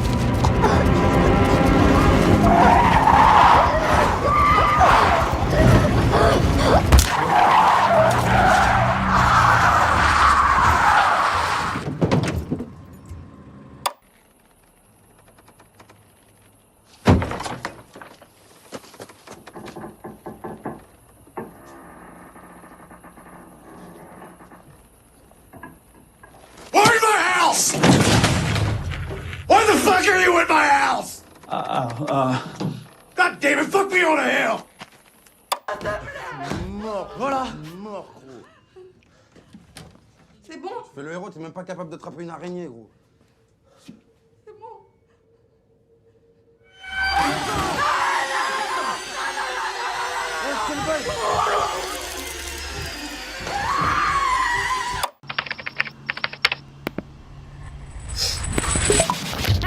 Hey! Hi guys. Hey guys! Trina! Caroline! Hi Teddy! Let's do a shot, guys, to us. Hey everyone, get in. 3, 2, 1. Have you ever done anything like this before? I've never done this over Zoom. Obviously, we're not physically together, but there's no reason why Spirit can't communicate over the internet. Nothing's gonna happen. Visualize us sitting in a circle. Spirit, we invite you to use us to pass on any communication. Is there anyone there? Please come forth.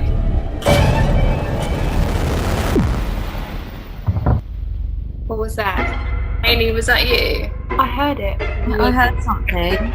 I think there's something here. Do you see that? Oh, Emma, that's funny. I heard something. You know, we've connected with something. We gotta keep going. We gotta talk to it. This is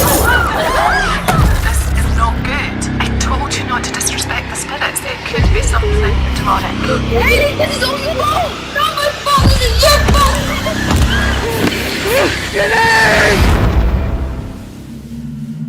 Emma, turn the filters off. Come on.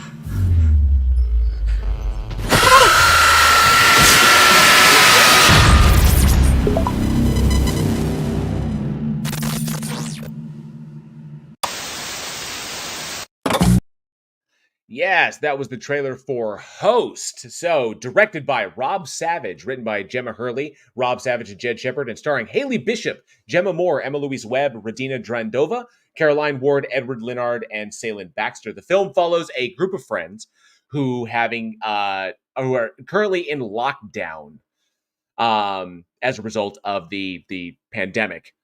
Decide to do a Zoom session, and have a seance where, in the process of doing this, they wind up getting in touch with something untoward from the other side that begins to wreak havoc on their lives, and shit does kind of get real.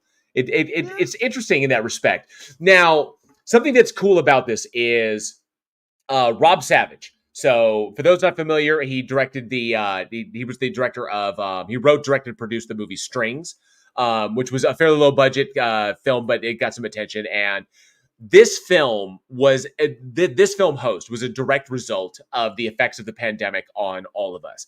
Many places where, many people were locked in, they couldn't leave their homes, and, life fucking sucked. For all intents and purposes sucked. And so Zoom and Skype and a number of other ways that people could stay in touch with one another, those services erupted as people were trying to maintain those social connections. And Rob Savage actually did the idea of this was based on a prank that Rob Savage and his friends put together over Zoom during a Zoom conference call, where they were pranking the other people that were on the call with them, and they'd set it up all ahead of time. So very almost like haunted house style, in the practical effects that they utilized. So the people on the other side of the Zoom call saw these events taking place and were like, what the hell is going on? And that inspired that kind of like prank call that he did, because why not? What else are you going to do during the pandemic? So he's having some fun, and that's what gave rise to this film. And the film was shot entirely during the COVID-19 pandemic, when everybody was locked in, had their own places, and shot entirely via Zoom. So unique in its development, kind of like out of the necessity to be creative. Because if it's one, even us, Week in Horror is a product of the pandemic. Like we wouldn't be here if it wasn't. Like we kicked off 2019, but we didn't pick up until 2020 when we were just doing it for fun. Then all of a sudden, people needed something to listen to because we couldn't go out, And what are you gonna do? Sit on the couch? I mean, even sitting on the couch, just VODing every freaking day, sucked ass. And so, that's what I thought that was very interesting, that how the desperation that the pandemic kind of like the sense of desperation that it kind of brought out in all of us, especially those who work in the entertainment industry, those creative types, where we need to express ourselves, that it took a number of different forms, and how just the need to express oneself gave rise to this film, which I thought was fascinating as far as the reflection of reality goes. See, I love stuff like this because it's taking something where a lot of people will go, okay, well, I can just shut down. I can, people, I can write, I can do these couple other things that I can just do by myself. But how people have taken what's going on and use it as a tool that they can still get that creative outlet, because what they did. And I actually looked at the setup they used, because they actually shot on cell phones. Yep. Because you had better quality, and so they had cell phones taped to laptops, so you still get the correct angle, and it can open and close like it needed to. And then they would do what we used to do back in the day, where they'll do like a clap sync while in their conference calls. Yeah, they would actually clap, so that way it would all line up the way it was supposed to. But it's a fact that people have been using that. Other people have shot films by themselves in their home. Even Mike Flanagan and his wife shot a short film in their home about her being chased around through by a shadow. So Mike Mendez also did a bunch of stuff when he was locked down. But he did a bunch of stuff with puppets. Like he made full puppet movies with little miniatures and shit. And he put them out on the internet just for the need to do something. Just like when you're that creative, you just constantly have to have this outlet, and you'll take a situation and twist it to your advantage. So you can have somebody alone in a house, someone using puppets, someone using, we're doing Zoom call. I remember we had Zoom call game nights, and we'd get on like Jackbox, and we'd all log in, and that's what it would be, like 8 of us on a call, and we would do things like that. So it's like, why not make a horror film? And then everybody basically submits their cell phone footage or uploads it somewhere, and the editor comes and edits and tweaks a couple things here and there to make sure that it worked. But yeah, they're like in a house by themselves, and they were setting up like their own stunts, or they'll have like their other like family members that would like knock chairs over and do these other kind of things. And then they would throw in some CGI as well for things they couldn't do. But like, you're in that situation, why not? Exactly. Yeah. And for what it was, in this, there was a little bit of digital digital After Effects post-production. Yeah. I will say that the vast majority of the practical effects of this were well done. Very, very haunted house vibe in that. And I think watching this one, the only thing that detracts, obviously, is the idea that it has a very, very found footage feel to it, which is going to put some people off. Just because it's the phone, it's right there. You're going to get a lot of jostle. You're going to get the classic stuff. And what I felt, even though I don't think it really detract, but people are going to point this out, that it had a lot of moments that were said that felt very much inspired by the VHS franchise when that started coming out, like. These kind of frenetic found footage moments that are like interlaced with these, where all of a sudden the camera goes static, and that's when you get an effect. Like the camera goes static when the filter effect was on, the face was there, or when the camera suddenly stops moving, stops jostling, so we can see the footprints in the powder. in the flour that she was throwing all over the floor. Moments like that felt very VHS inspired, so that's very found footage inspired there. But the level of, I would say, creativity that this showcased, that when left to our own devices, that we could pretty much do, we can use anything to do anything to tell any kind of story, I thought was quite impressive. So while Host itself, tries to like explore that area, explore that kind of theme, that evil finds a way, and that, like utilizing the internet and shit like that. But one thing that I dug that was not a focus, but served to influence the characters, that I thought Savage got really, really well, was the overwhelming sense of social anxiety that pretty much hit everybody, that everybody was experiencing at one point or another, and how being locked down, okay, and how that shit builds over time influenced the way the characters interacted with each other when they're on screens. Because now all of a sudden we have people who are in, they have the relief of seeing their friends. They're doing something fun together, but that social anxiety doesn't just vanish because it's just a computer screen. So you don't get that real human feeling. So they're more apt to not be as socially graceful, or have the deeper interpersonal relationships, because they can kind of like disassociate from them. So while we have friends who would act a certain way in public, in person, we have them there in the kind of like the computer generation, where it's like, I'm talking with a screen, not a real person. And that allows the darker aspects of our characters to come out. And the fact that Rob recognized that and didn't have these girls playing how they'd be in person, but playing how they'd be in front of a computer screen, I thought was really, really brilliant. And it was a nuance that played very, very well. And I think this one sets this one apart from other like Zoom style films. Like there was another one that came out, I can't remember the name of it. It was there's several. Unfriended, like Dark Web.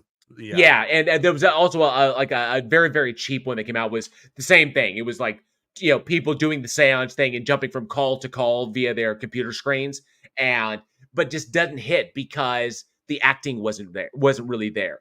And these girls, and I think under the very, very tight direction of Rob Savage, were able to capture that, and so really kind of bring the audience in on their journey, which I think in a way sets this film apart a bit. It was surprising how much I enjoyed it and how much I kind of invested once we got there. So it took a little bit to build, because we got to establish characters shit via phone screen or whatever, which is a little annoying. But once we got in, it was a nice ride to the end. It definitely had some. It made me think of Paranormal Activity. And it had some feels for that, yeah. It was more like, and maybe because I've seen some of the, I'm just going to call them Zoom horror for a lack of a better term right now. Because I've seen several of these, and I understand the limitations of what you can do. It already kind of like, well, it's going to, if you take Unfriended and mixed it with Paranormal Activity, that's pretty much what you get. It had some cool moments, but you can only watch so many of those because of the limitations that you have. Because even in a found footage film where the camera can move around, you can still do different things, because you have found footage Blair Witch, Supernatural, you have found footage Cloverfield, where you have the giant monster kaiju film. But this is like, well, the characters have to be locked in a room. Right. They have to be in front of their computer. They can only do so many. And a lot of times the computer is static. They did have some movements here and there when they would go to like their phone or something like that.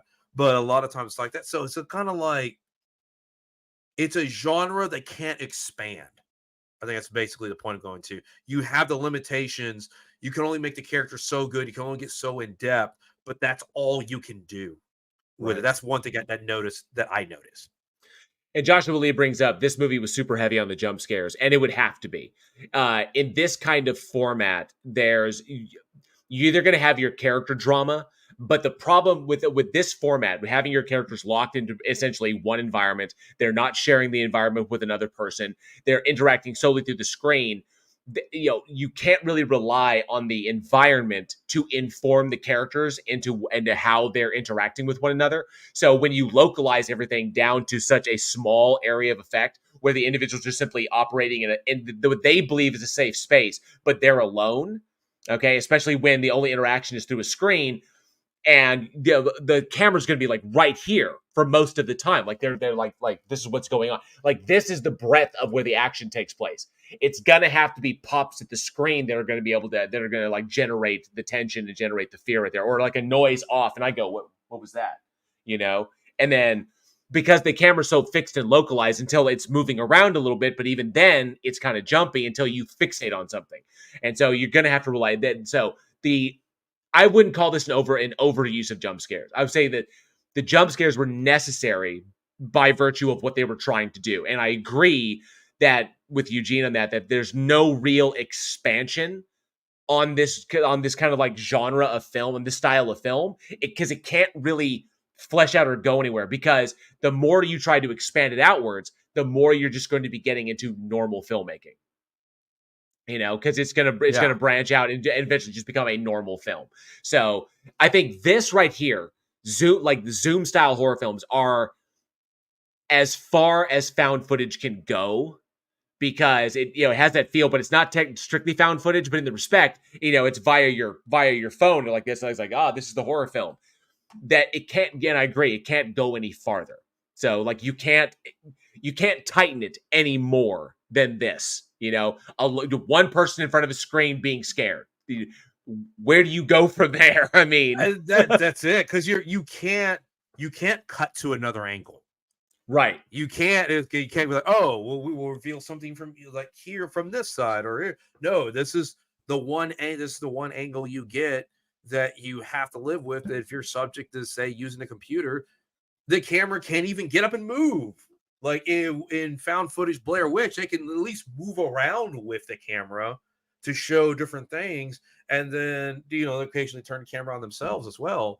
But with this, you can't even do that, or you have somebody pick up their laptop and walk around, and then that's just kind of like, it just your light. Yeah, I mean, as far as that, your sound is pretty much fixed because it's got to be coming from one place and one place only. It's and your lighting's got to be fixed because the whole area's got to be pre-lit in order to keep your surprises in check. But you can't have big lighting changes as the person, because once you've established it as that's what it is, you have to work with that. And all of the girls indicated that when they were shooting in where they lived, shooting in their homes, pretty much they just shot as it was. So all of the lighting you see is the natural lighting of their homes, and all of the sound you got was the sound as it was meant to be coming through when you're talking to someone like this. You're talking via a microphone and hearing them that way. So it all kind of is just the way, this is bare bones filmmaking as it was, which was necessitated during quarantine restrictions, especially because this was shot in England. So really, really tough on that one. But I got to praise him for being able to put this bad boy out, because that creative bug, man, it's got to be itched. It really does. I mean, and it's the kind of thing, for a fact that it's probably not going to be a game changer, but you just get something out there anyway, because in a film like this, you can't showcase creative cinematography or lighting. You can't showcase a lot of audio design. You can't do a lot just because of the genre that you are shooting. So this is more of a passion project. Let's just do something for the sake of doing something versus I'm doing something to get my name out there to hopefully get bigger projects. Right. So as mentioned in this one, the pandemic and quarantine lockdowns across the world had a unique effect on essentially the field of creativity, of how people were managing to deal with it. And we talked about a number of artists that found a way to appease their creative outlets and to do what they wanted to do while they were being locked down with, doing what they could. And, people found a way. But my curiosity is this: given the generational perspective shift that we mentioned earlier in the show, like how they cut trailers for people today, for people growing up today, is that the pandemic did see a massive shift in an approach to filmmaking, and it opened up avenues, and I think closed other ones, because now we see what can be done under such restrictions, and that we can produce solid content despite those restrictions. But the question that becomes, who is producing that stuff? And then we get to see, so a whole new field to play in was created by this. My question for the audience is, the pandemic, do you think, now that we are post-pandemic, now that we are out of it, for the most part.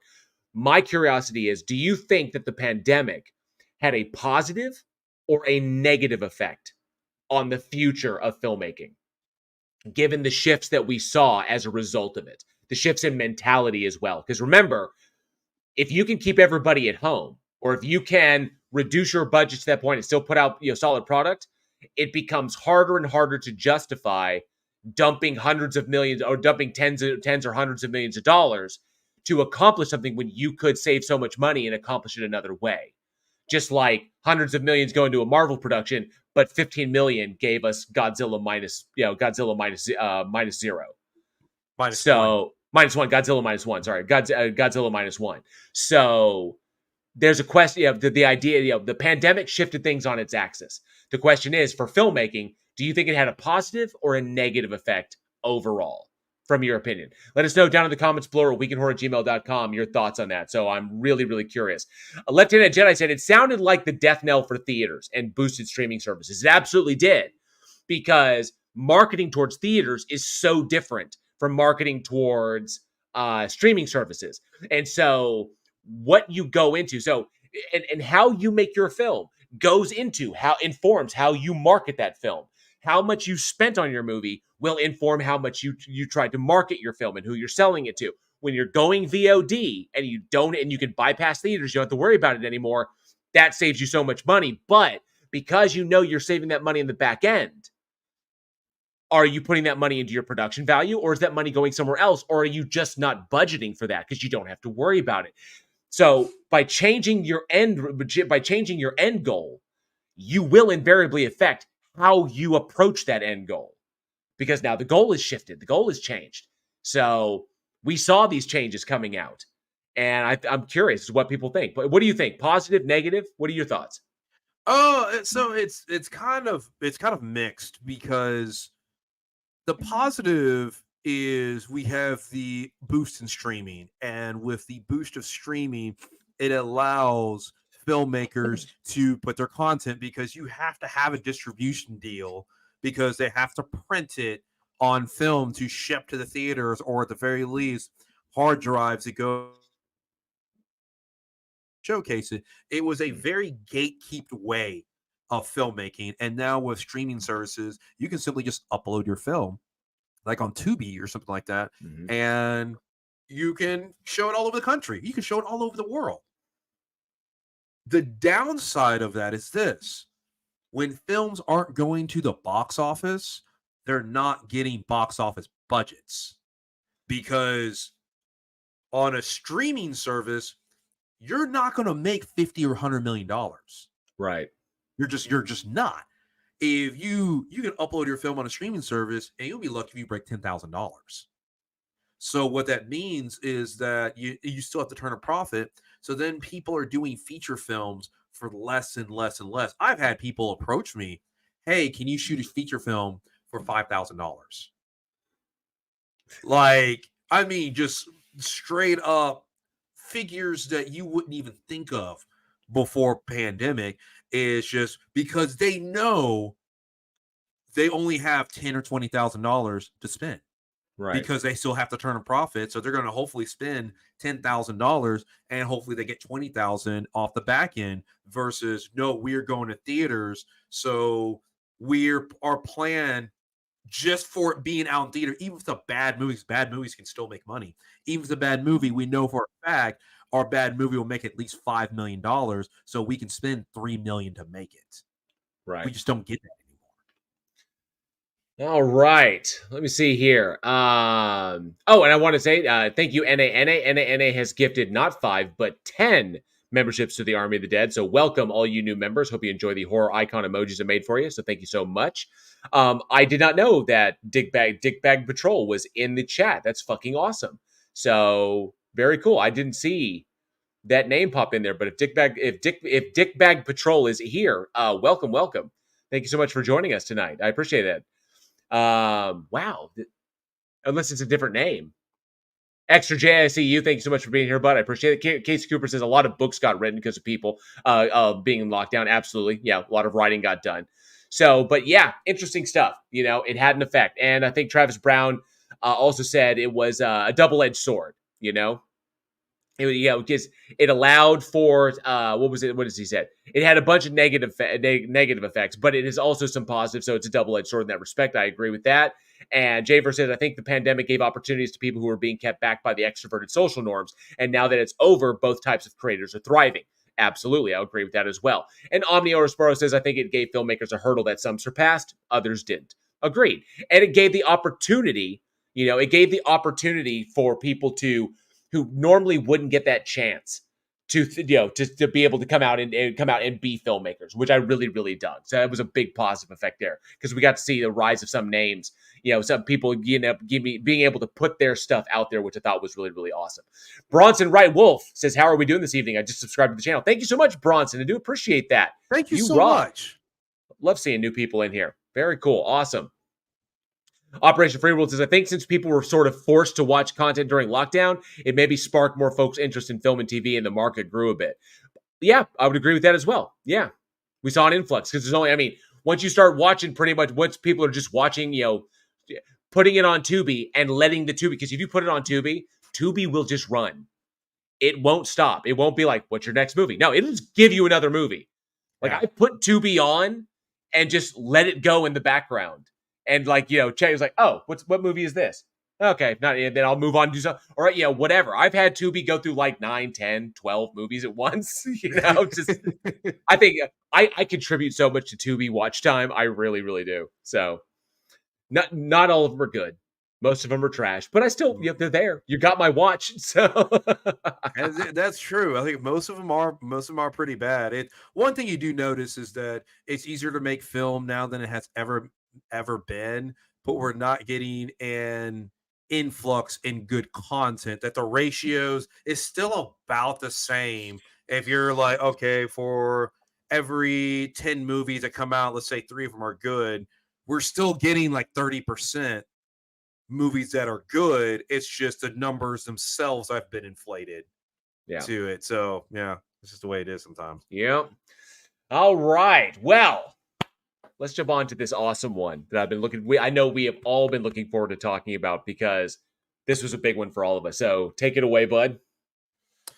All right. Next up, we have The Lost Boys, which was released July 31st, 1987. Roll it. Oh, and by the way, I think it was Joshua Lee or someone asked what's on the thumbnail for tonight's episode. What's with the saxophones? Because I put saxophones on the thumbnail because sometimes for the holiday I'll do that. And so someone was like, "What's with the saxophones?" And Travis Brown nailed it with, "That's because jail still believes." Yes, I do, sir. Yes, I do. Let's cue up the terror tube.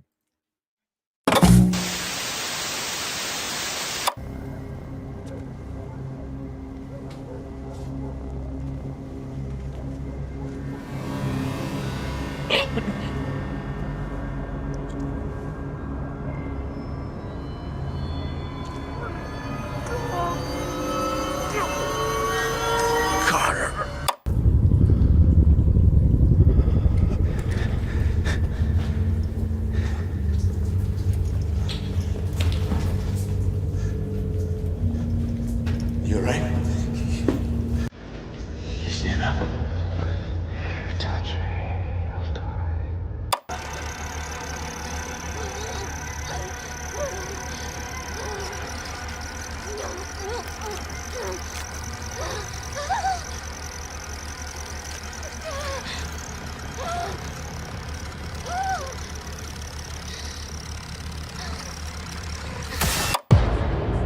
You'll never grow old, Michael. And you'll never die. Be one of us. Notice anything unusual about Santa Carla yet? It's a pretty cool place. If you're a Martian.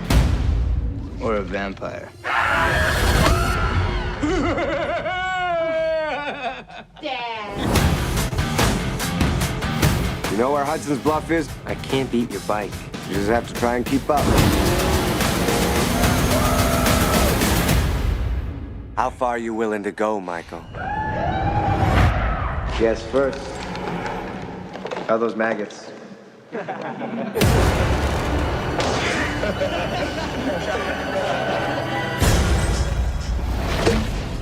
Drink some of this, Michael. Don't. It's blood. Michael, Michael.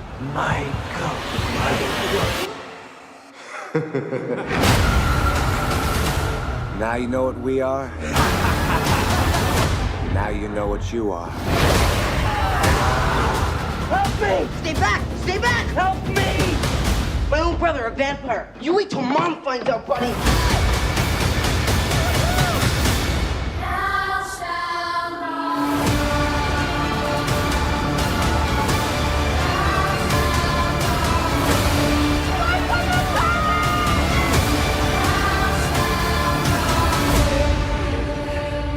You don't want to miss this. You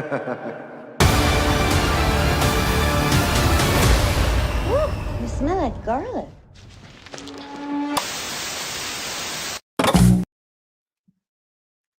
All right, that is The Lost Boys, directed by Joel Schumacher, starring Corey Feldman, Jamie Gertz, Corey Haim, Edward Herman, Bernard Hughes, Jason Patrick, Kiefer Sutherland, and Diane Wiest. And basically, what you end up having is you have some teenage brothers that move out to California and run into a pack of vampires led by Kiefer Sutherland, at least the gang-wise, by Kiefer Sutherland, and they must do battle to try to save the older brother from becoming a full vampire. And shit gets real. It absolutely does. Yes. This one is obviously The Lost Boys was a huge influence on all of us. At the time when this bad boy when this thing dropped, and Anne Rice was kind of like Anne Rice's works had been out for a little bit, and so there was kind of a juxtaposition. I love the kind of the Anne Rice influence on the Peter Pan narrative, which I thought was really, really cool. The idea of not growing up and combining those two elements, I thought was brilliant as far as this goes. And then utilizing names that were, up and coming names at the time. Kiefer Sutherland, who was lauded as, basically being one of the driving forces behind this movie, and Jason Patrick as well, who's was instrumental in the hiring of Kiefer Sutherland and basically almost the direction of the film, helping Schumacher with how with characterization and how things were running. And then of course the Coreys, that you couldn't do an 80s movie without, because, Corey Haim and Corey Feldman, who were just nonstop. Unfortunately, late Corey Haim, who's absolutely awesome. So, Left-Handed Jason was running a Vampire the Masquerade campaign when this came out. The movie itself is, I think, it's a seminal film that stands as the I think the turning point when vampire films shifted from the Hammer era, when we had the idea of what the vampire was given to us by Christopher Lee, his interpretation of the classic Bela Lugosi vampire in that respect, where vampires represented the aristocracy and feeding on the lifeblood of the peasantry and those the untouchable rich and shit like that as an allegory for that. And it shifted because Anne Rice is credited as the one who brought the sexiness to it, who brought that whole kind of that sexy in a dangerous way, or dangerous in a sexy way kind of thing. She brought that kind of allure to the vampire genre, but in novel form. Whereas then this one shifted it more towards, the outcasts, the rebels. What I saw is in this, and correct, you can stop me for a while. I think maybe I'm thinking too much about this. When I was watching this again, I felt very much like I felt when I was watching the 1958 The Blob versus the 1988 The Blob, where the idea of the hero shifted on its axis because of America's view, or the American citizenry, the American population's view of the country itself. The idea of what makes the hero, long gone are the times of the homegrown hero with the government is, the government can come in and save us and we can all work together. And, the 50s era kind of idealism is gone. Like, that's gone. Now people don't trust the government. Now we have the bad boy renegade who thinks for himself and he thinks outside of the box and he bucks the system and rejects authority. He's the one who's going to save us. Long gone are the times of the aristocratic vampire who is seeking to sustain himself, sustain his narcissism by bleeding dry everyone around him to accomplish his own goals. Now it is the outsiders, those who live on the outskirts, those who rebel, those who reject society, those who walk their own path. These are the vampires now. They're young, they're hip, they're hot, and they're terrifying in their savagery. Almost a Lord of the Flies kind of feel to it. Lost Boys gone, Lord of the Flies in that respect. And I loved that that Schumacher opened the door with this, utilizing Jeffrey Bones and Janice Fisher's script in this, and bringing those two together like changed the face of vampire films forever. Yeah, so you bring up a really good point about the sort of shift. And you start going towards the disenfranchised people because the Lost Boys were the outsiders. They were the ones that didn't fall to societal norms. And when you look at what was going on at the time, at the youth at that time, that's what people were connecting to. When you getting bands like Nirvana that's coming up, where it's no longer the big production of hair metal and flashy spectacle. No, we're going to go strip it down and we're going to speak to your chest. We're going to speak to your angst. You're going to have you can relate to. So it's like you can't relate to the 50s anymore. So that old school doesn't work because now you're getting the teenagers that are like, my parents told me the world was going to be this way, and it's not. It's changed so much, and I don't feel like I belong in this. And all what this film did was took it to the next level, because the original version of the script for this was supposed to be like Goonies. It was supposed to be very kid oriented. That was the original. Yeah, it was supposed to be like PG-13, family friendly, and that was the original director. Who ended up becoming one of the EPs, the executive producers instead. And then they went with Joel Schumacher, and Joel Schumacher's like, no, I wanted to cater towards adults, primarily young adults. So then you get the added cave, the added sex scene, these are things. So that way it becomes more of an adult film, which honestly was the right call. Absolutely the right call, right?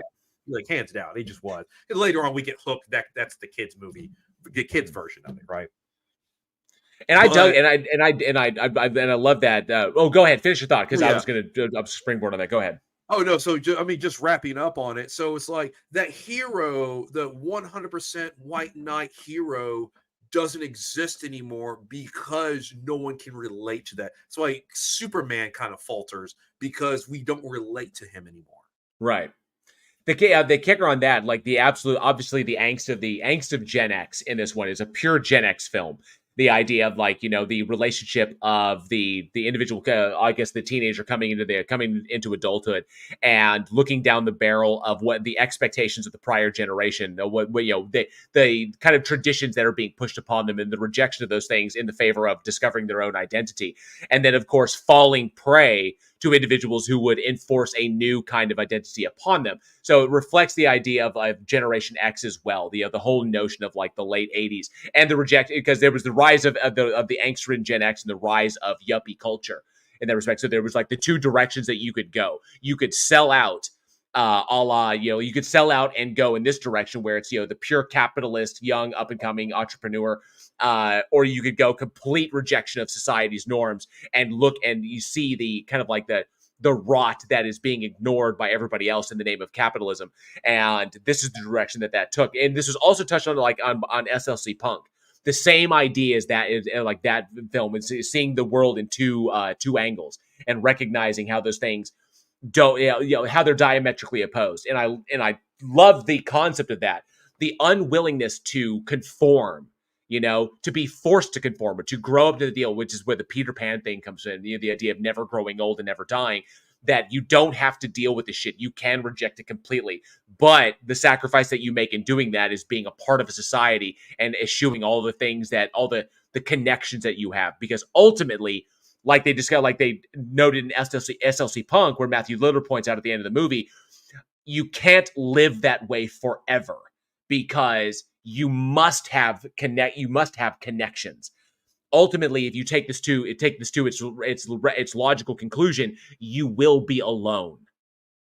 And so we see how they split and then invariably wind up coming together again, which is what we see here with Michael's rejection of what the vampires are offering, what Kiefer Sutherland is offering as part of the group, to come back to where we have that human connection, because we can't just isolate ourselves in our anger.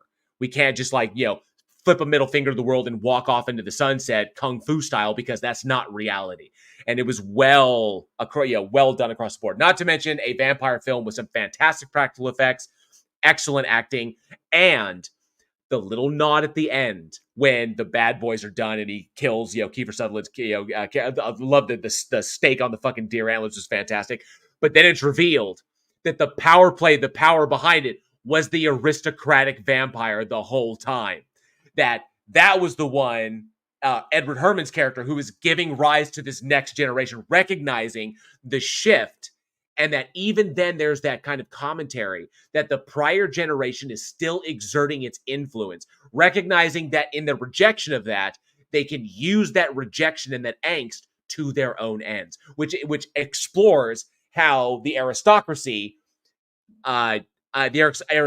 manipulates and abuses the people below them to their own ends, which is what Edward Herrmann was doing. So it captures both sides of it so beautifully and just marries it in this blood-soaked soundtrack. Lieutenant Jenna brings up the soundtrack is amazing. Soundtrack smashing, awesomely shot, great practical effects vampire flick, which just changed the genre for forever, and just left its mark on all of us. With that, even down to the last line. One thing I hate about what was the name of it? Santa Carla. One thing I hate about Santa Carla. One thing I can't stomach about Santa Carla. All the damn vampires. I feel like the old man knew the whole time. So I fucking love that shit. But yeah, I mean, an amazing film across the board. You do really make a good point. How it was the aristocracy who was running everything, anyways. Because when you look at the things that were big in 1987, when you have like MTV. And you have the record labels that were talking about Nirvana, the record labels that are signing Nirvana and the signees grunge and these punk bands, right? Ultimately, it comes down to the execs that are still the old capitalistic society. MTV wasn't ran by Gen Xers with leather jackets and we're gonna rock out all day while and flannel tied around the waist and Doc Martens and shit. No, man. No, they are old men in suits that realize the trends that are going on and figure out how to make money. So it's like we're rebelling against the system, and the system is selling us the rebellion. It will be televised. The revolution will be televised. And nowadays, you got to pay premium to see the revolution ad free. That's what it comes down to. It's like it, and it doesn't change. But there's that theme that it never changes, which is what the vampire is. The vampire ostensibly is that static entity that never shifts. It only reacts to what is going on around it because it can no longer traverse time. It stays in one place. So it simply reacts to the events occurring around it as a static entity. And that is what the system in and of itself is. It doesn't change. You will always have the ones in power utilizing the ones below to their advantage, no matter what. And even if it is, they're angry because they're not free. That's right. You're angry. Your anger is justified. You're not free. You need to rebel like that. And I'll sell you that as well, that anything can be used to the ends of those. So it pays homage to both sides of that and is a fantastic commentary on not only the generational angst, but on how the shit doesn't change. It's been the same for fucking forever, and it will be, even you saw it even then. What was it in the 90s? In the rise of the rap game, the big rise of the rap game, on the East and West Coast, who were the minds behind, NWA, like that, the people who were people in suits saying, hey, you got talent and you hate the police. here's this money, I'm like that, and I'm gonna make millions off your ass, because that's what the system is, just getting people to do what you need them to do. And so, I think that's why it speaks to us so much on so many different levels. I mean, the things it really does, and it also helps capture that time period of 1987. There are so few films that you can say really captures a time period. Like, this is a pure 80s feel. Whereas you take a movie, for example, like Die Hard. Yeah, Die Hard came out in the 80s, but Die Hard's just Die Hard. Like, you watch that movie, you don't picture the 80s or Predator or something like that. You're not getting in. Yeah, it was made in the 80s, but that's it. This is the type of film where it's like it, with the music, the art direction as a whole, the cinematography as a whole captures the 80s. This is one of those movies, if someone was like, what was the 80s like? This is what I would show them. And like, this is where we're going to a concert on Venice Beach. This is what we did to hang out with, where people were riding motorcycles on the beach, either there because there are no cell phones, or their cell phones existed at the time, but no one can afford them. So, and people would go, and what did you do when you grew up? Oh, well, you had hangout spots. When I was a kid, we had our hangout spot. Their hangout spot just happens to be like an abandoned hotel underground. So you just capture that lifestyle of what it was like. Just like, for example, like Dazed and Confused captures the early 90s. Oh, fuck yes. Because Dazed and Confused is about nothing. It's just one night of kids hanging out, but that's exactly what it was like hanging out in the early 90s. And Extra J says, brings up, I watched the Doom Generation a long time ago. Love the opening as a Nine Inch Nails fan. I need to watch it again. The price of everything keeps coming up. 666, agreed. A lot more to the Doom Generation than, that movie's miles deep as well. But that was definitely that kind of like that angsty Gen X feel as well. And of course, Rotolism says this was pre-grunge by quite a few years. True. Grunge, I think, was the malaise that after the kind of like after kind of like the angst fueled rage of the late 80s of those who rejected like the like yuppie culture and shit like that, the malaise of that was where I think kind of grunge came out of, that kind of like garage, that relegated to the garage kind of mentality. And so that feeling came out where we got Nirvana and shit like that. And then that went another direction with industrial, where we got Nine Inch Nails. But essentially, you could almost see like the journey of Michael in The Lost Boys echoes the movement of the Gen X, and how the Gen X reconciles the very identity that they are encompassing as they are rejecting what is expected of them, and then winds up coming full circle back to where realizing what he wanted all along.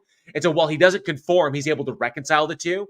Well, that malaise, that kind of malaise of the grunge era, where it was both angsty, but it was kind of like, downbeat.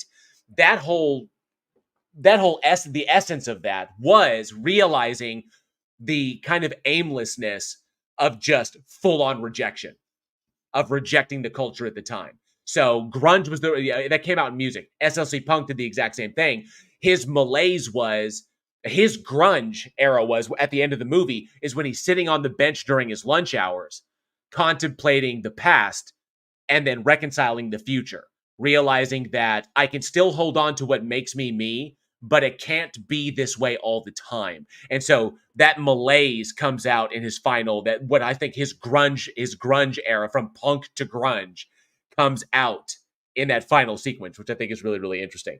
And I love that music was as strong in The Lost Boys as well. It reflected that as well. I think that was very cool. So big time movie, and of course generated 2 sequels, Lost Boys the Tribe and Lost Boys the Thirst, which not great in that respect.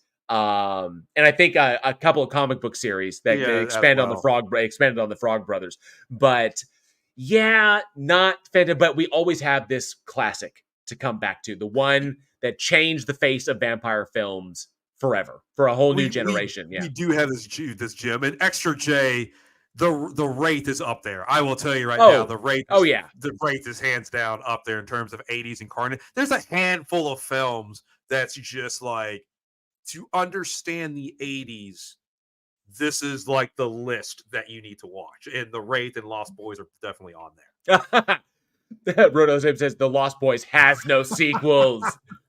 I'll agree with you. I'll agree with you on that. I'll take that stance. I will take that stance, good sir. I will take that stance. It captured a slice of the zeitgeist. Agreed, Roden. It absolutely did. Absolutely. Yeah. So, Oh yeah. Sorry, I was looking at the script. I was reading something else. So yeah, take it on. I know you got the CTA. So, and I think I already know the answer to this question, but I want to ask the audience: should the Lost Boys get a reboot? There's not one slated. We hope. But should it get a reboot? I am a strong no, because when you talk about a film that captures a zeitgeist, that zeitgeist is gone. Right. So you're trying to capture something that doesn't exist anymore. It's just like The Crow. The Crow captured the zeitgeist in the mid-90s, and now that's gone. And so you're grasping for something that doesn't exist anymore. Right. So the lightning has been caught. It's in the bottle. Gone. Yeah, it is. It's just hands down gone. That's why the sequels don't work at all. The only thing you can possibly do is either you transform it to the zeitgeist today, which has a completely different feel, or you try to play on the nostalgia of the era, something like that 70s show did. We're going to play on that nostalgia, but that means you're only catering to people who were around at that time. The new upcoming generation isn't going to understand that. Right. And I'm with you on that. I am a hard no. Do not touch this one. I know that there are people out there that might clamor for it, say, "Oh, a Lost Boys reboot." They actually like reboot the thing is ignore the fucking ignore the sequels, the trash sequels. But no, I am not for it. This is one of those ones that you don't touch. Leave it alone. Schumacher did it perfectly. We don't need to fuck around with this one. It's untouchable. And Lieutenant Jedi, no. Travis Brown, never. Tang Whistle, fuck no. And good to see you, Tang Whistle. Thanks so much for being here. Extra J says no. Lieutenant Jedi, absolutely not. NA, no. I agree with this. Absolutely. Angel Rivera says, that question is heretical. It's like the Crow reboot. Not only no, but oh hell no. That 80s vampire show. So yeah, I think this one is good where it's at. We're not going to touch the Lost Boys, but let us know down in the comments or weekinhorror@gmail.com. We'd love to hear your thoughts on that. All right. We got one more. I know we're running a little bit over because we yammered on at the beginning, but we have fun. We like to have fun here, but we got one more to talk about. This is an interesting one. Released July 31st, 2013. So, just after your favorite decade of filmmaking. Man, sometimes it lingers. I'm going to tell you. We have the film Antisocial. Let's check out this trailer. Cue up the terror tube. You want a killer hillbilly? I'll show you a killer hillbilly. Yes!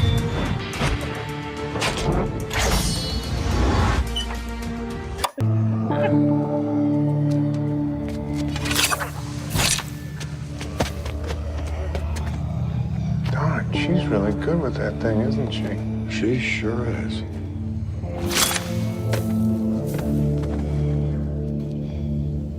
She's strange. She's Scottish. She's Scottish? What are you gonna do now, huh? Huh? You better fucking stop!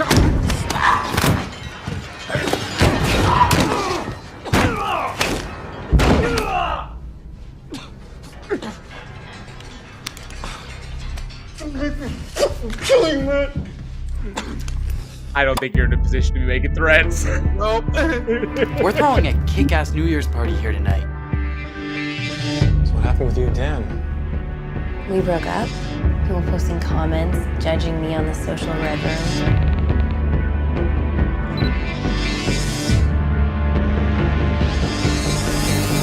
Various student suicides and physical attacks in Burbank, Washington have now been reported. Riot in Los Angeles takes the lives of 27. The world isn't ending, Jed. The media hypes these events. He's infected. Okay, guys, honestly.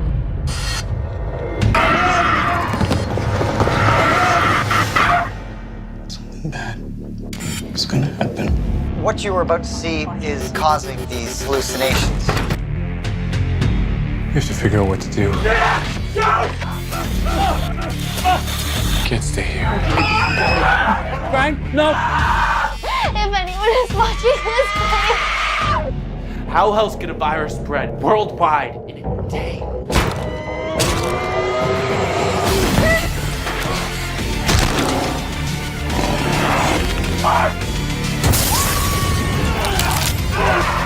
What am I supposed to do, Dad?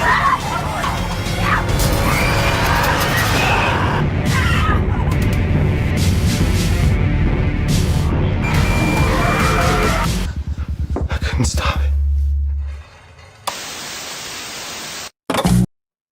Yes, that was the trailer for Antisocial. So, the directorial debut of Cody Callahan, written by Cody Callahan and Chad Archibald, starring Michelle Milot, Cody Ray Thompson, Adam Christie, Anna Alec, and Romaine Waite. The film follows a group of friends who get together for a New Year's Eve party.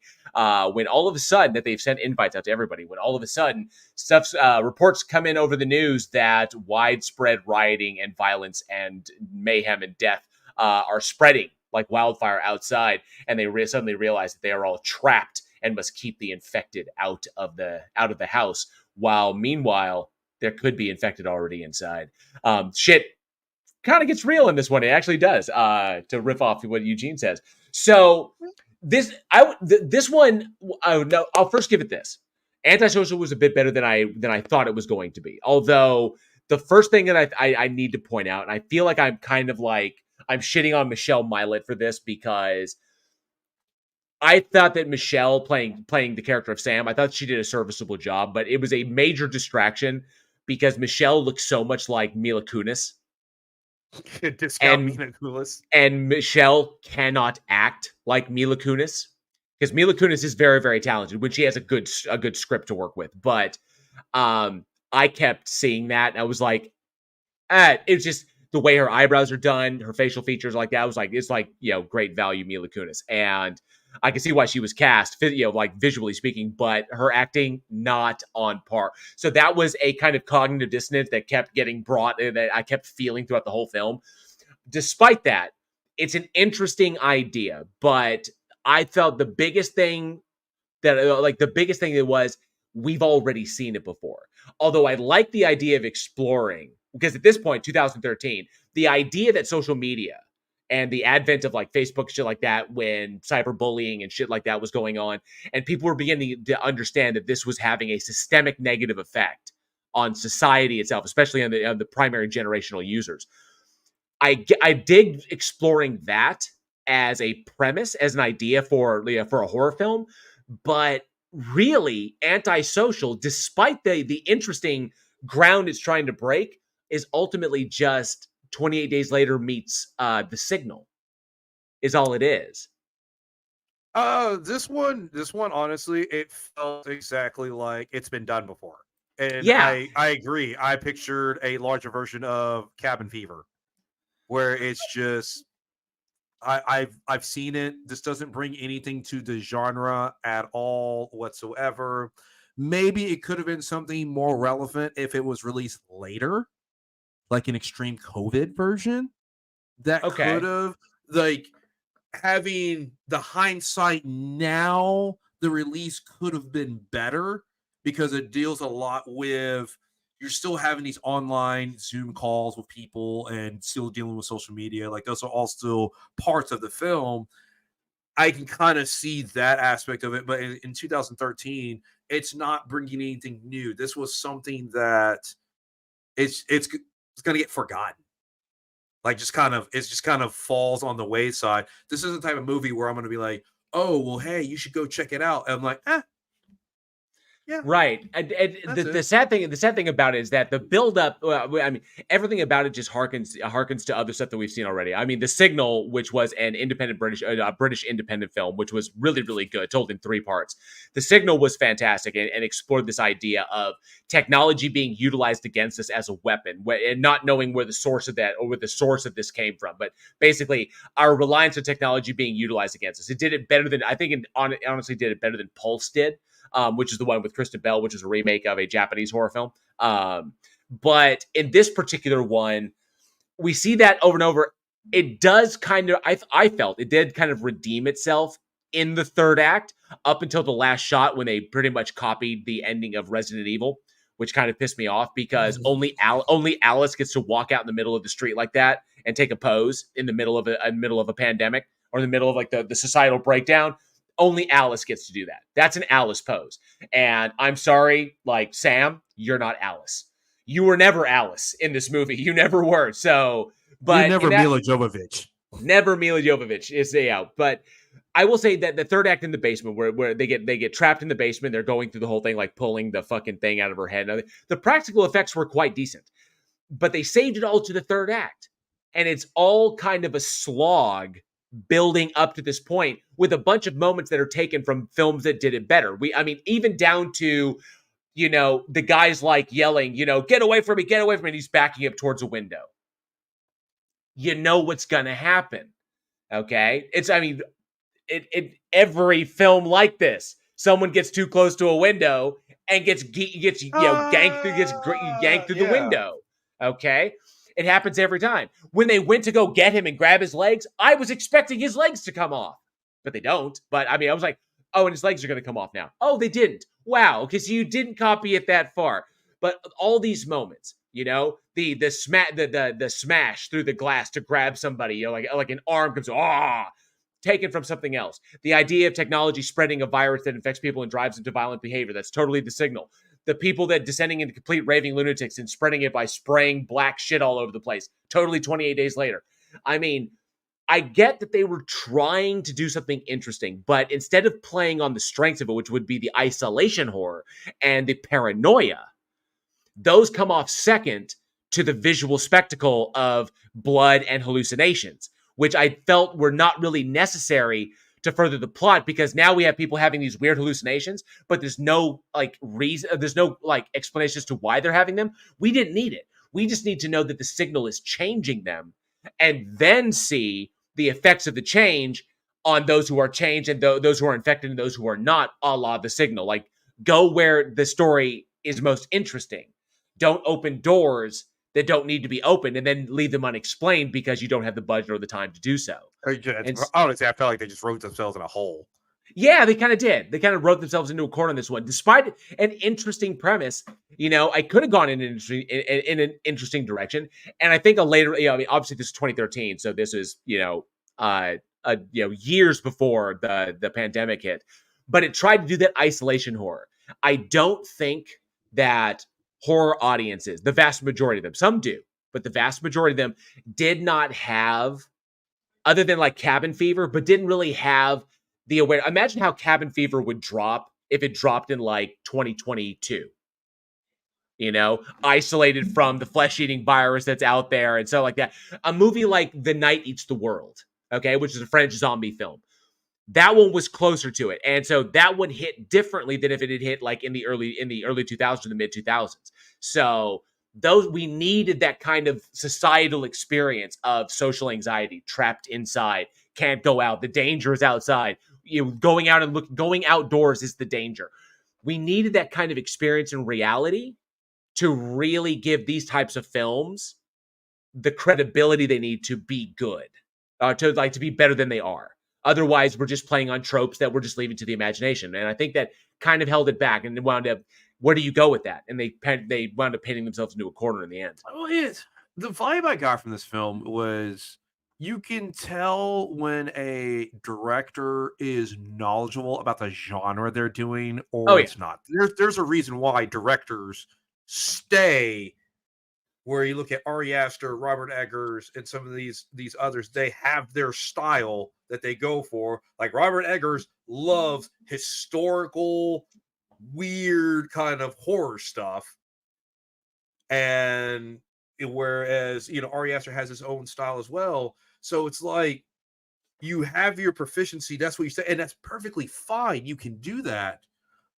But this is more like if you're like, well, what's easy to do? And someone gives you the cliff notes of the genre, and then you just make a film off of that, where it's like you're not exploring anything new, you're not offering anything to the genre, you're not subverting expectations, you're not, or even if you don't subvert expectations, there's something to just executing the expectations well. Right. And we miss out on that. Okay, yeah, they know, we'll use our budget for some nice practical effects.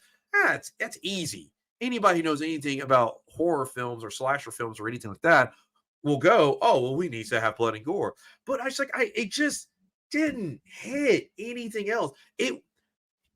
This form of art didn't justify its existence. I think it didn't justify its existence. It doesn't add anything to the scope of filmmaking as a whole. I'll agree. Yeah, it was. I mean, it's for a debut feature for for Cody's a first film. I'll give him props. It's not bad. Not bad for a first time director. Making his directorial debut in the horror genre. We see it all the time. I'll give him that. Not terrible. I've seen way worse. We've seen. I mean, that bar is pretty fucking low, but. This one, as far as practical effects go, they knew where to put the money on that. I loved it. I really enjoyed the ending sequence, the tension of the ending sequence when, she's getting ready to have the brain surgery done on herself. So she's strapped down to the table. And then all of a sudden, one of the infected breaks into the basement. And then the guy who's performing surgery on her is currently slipping into it. And so it's kind of like the chaos of that. I enjoyed it, but it felt it was more annoying that we had to slog through 2 acts in order to get to that level of tension building. So it felt very disjointed. It felt very much like kind of like coasting and then all of a sudden ramped up at the very end and then kind of peters off. So, but but there are changes that I would make, whatever budgetary constraints or whatever, happen on set. I'm not saying anything untoward happens, but you're always hit with unexpected shit on set. We never know what was left on the cutting room floor. So nonetheless, Antisocial did get a sequel. Antisocial 2, which picks up a few years after the events of Antisocial when Sam is given birth to her baby and her baby gets stolen. And so she goes on a revenge rift to try and find her child again. So in the post-apocalyptic landscape, and just as the social red room is about to receive an update to, I guess, the next play, the next, plan of the outbreak or whatever's going on. I haven't watched it yet. I've seen the first one, so now I got to watch the sequel to figure out where they're going with the storyline, see what they add to it. But nonetheless, this is the kind of I think it banks on mass hysteria, the mass hysteria horror, but kind of whiffs it. The kind of airball. I wouldn't say it's a brick, but it kind of airball. It's off the rim. This one, off the rim, almost. Didn't quite beat the buzzer, but hey, a valiant first effort. And that is what I want to ask the audience. Mass hysteria, an interesting phenomena that actually occurs and has been a trope in a number of horror films, where they played upon the idea that one person's that fear is infectious and fear permeates and can make you do absolutely insane shit and act against your better nature in your fight to survive. So my curiosity, I want to ask the audience, is what for you has been the scariest mass hysteria horror? A horror film where mass hysteria, the effects of fear, play the biggest role in the movie in driving the characters, in driving the plot, and driving the horror that comes along with it. So let us know down in the comments below, weekinhorror@gmail.com, that what you felt was the scariest mass hysteria horror film. I have to say, I'm going to throw The Mist out there. I was fixing to say The Mist. The Mist. Yeah. It was The Mist, and it was how quickly society broke down in the shopping center, and how quickly people turn to religion. Right. Because when you look at something like the Dark Ages, when information becomes lacking, people turn towards other things. So when they're trapped there, they don't know what's going on because there's no communication in the outside world. They're just trapped in that grocery store. And as society begins to break down, they're trying to find comfort in something. They're trying to justify their speed level. All of a sudden, that lady, oh, God does this, God does that, and she gets most of the people in the store to back her. Right. And the way it's portrayed in The Mist is it's horrifying, but realistic and makes sense. Because that's a lot of other massive stories. You're like, oh, come on, that's just stupid. Oh, these people are stupid. But the way it's portrayed there, it's like, I can see why people fall into that. Yep. Take away as long as the lights are working and you can call 911. Take that shit away. Put them in the dark. Scare the shit out of them. Man, there's no telling what they could do, or where they can wind up going. Oh, Travis Brown brings up The Devils. Agreed. The Devils is another fantastic one with Oliver Reed and Vanessa Redgrave. We talked about it a few weeks ago on what an amazing fucking film. Holy shit. If you haven't watched The Devils, you've got to watch it. I need to see The Devils, yeah. It's free on the internet. You can check it out at internetarchive.org. Just look up The Devils. Dude, okay. It is 1971. It will blow your fucking mind. There's a reason why the film was banned in Finland for 30 years. So, but yeah, definitely. Oh, Day of the Triffids, a good one. The Mist, excellent one. Yeah, Andromeda Strain, good selections out there. Let us know down in the comments below, weekinhorror@gmail.com. What for you was the scariest mass hysteria film? All right, well, that was the last one for the night, so it's everybody's favorite time of the night. Hey, Eugene, what time is it? It's trivia time. That's the signal that it's time to win some prizes, to win something from the Week in Horror store. So if you are the first one in the live chat to get the correct answer to this trivia question tonight, you will win a special item from the Week in Horror store. Eugene, give them horn. Eugene, give them their trivia question for the night. All right, get those Google fingers ready. And the question is, what 1978 film was the first genetically modified animal horror? What 1978 film was the first genetically modified animal horror? The first one to comment in the chat will win a prize from the Week in Horror store. And it's going to be close. There are a couple that could come. There are a few that could come up, but I'm curious as to where it's going to go on this one. Holy shit! Right out the gate, Robert Biter nailed it with Piranha. Absolutely, yes. And Tang was right behind him with Piranha. Yes, you are correct. Robert Biter. Piranha was the very first, specifically in the words, genetically modified animal horror, where the piranha were genetically modified to be weapons by the government. And then, of course, it was abandoned, and then that's when the teenagers find the piranha and let them out into the world. So, but yes, 1978 film Piranha was the first genetically modified animal horror film. So well done, well done. Tang Whistle also had Piranha. Sally Skeletons had Tarantulas. No. Left-Handed Jedi said Piranha as well. Yep, it was Piranha. You see, the very same year, Prophecy came out.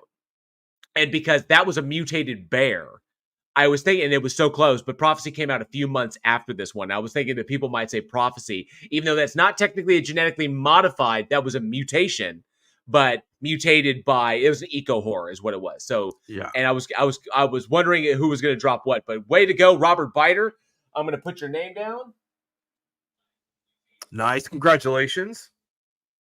All right. We will get that printed and shipped to you ASAP. Let us know if your address has changed. You can email me at weekinhorror@gmail.com or just send me a message via Discord. Let me know if you've had an address change so we can make sure we have your current details up to date, and we will get that out to you ASAP. So congratulations once again, Robert Biter, for winning the trivia prize tonight. And that, Horror Fiends, will conclude this episode of the Week in Horror podcast. We want to thank you all so much for joining us. We truly hope you enjoyed the show. And if you did, smash that like and subscribe button and be sure to hit that bell so you never miss a future episode. Join us next week when we look back at the Christopher Lee-helmed Castle of the Living Dead, Gen Z horror in Bodies, Bodies, Bodies, the brutal Gallo, Watch Me When I Kill, and the Shyamalan classic, The Sixth Sense. Be sure to check out Josh Olsen's store at badsamurai.store. He does all the awesome artwork you see splattered all over our merch, which you can find over at Teespring. And for more from Week in Horror, check out all the bloody links down in the description. Join us on the socials for your daily horror recommendation. Join our Discord for watch parties, big announcements, all kinds of horror shenanigans, and support the show through channel memberships, super chats, super thanks, PayPal, or even through our Patreon, which you can join for $1 a month. What are y'all waiting for? Join us! Come on! And as always, we want to thank each and every single one of you for being the greatest audience a horror film podcast could possibly have. I am JL. And I'm Eugene. We will see you all next week. And as always, stay scared.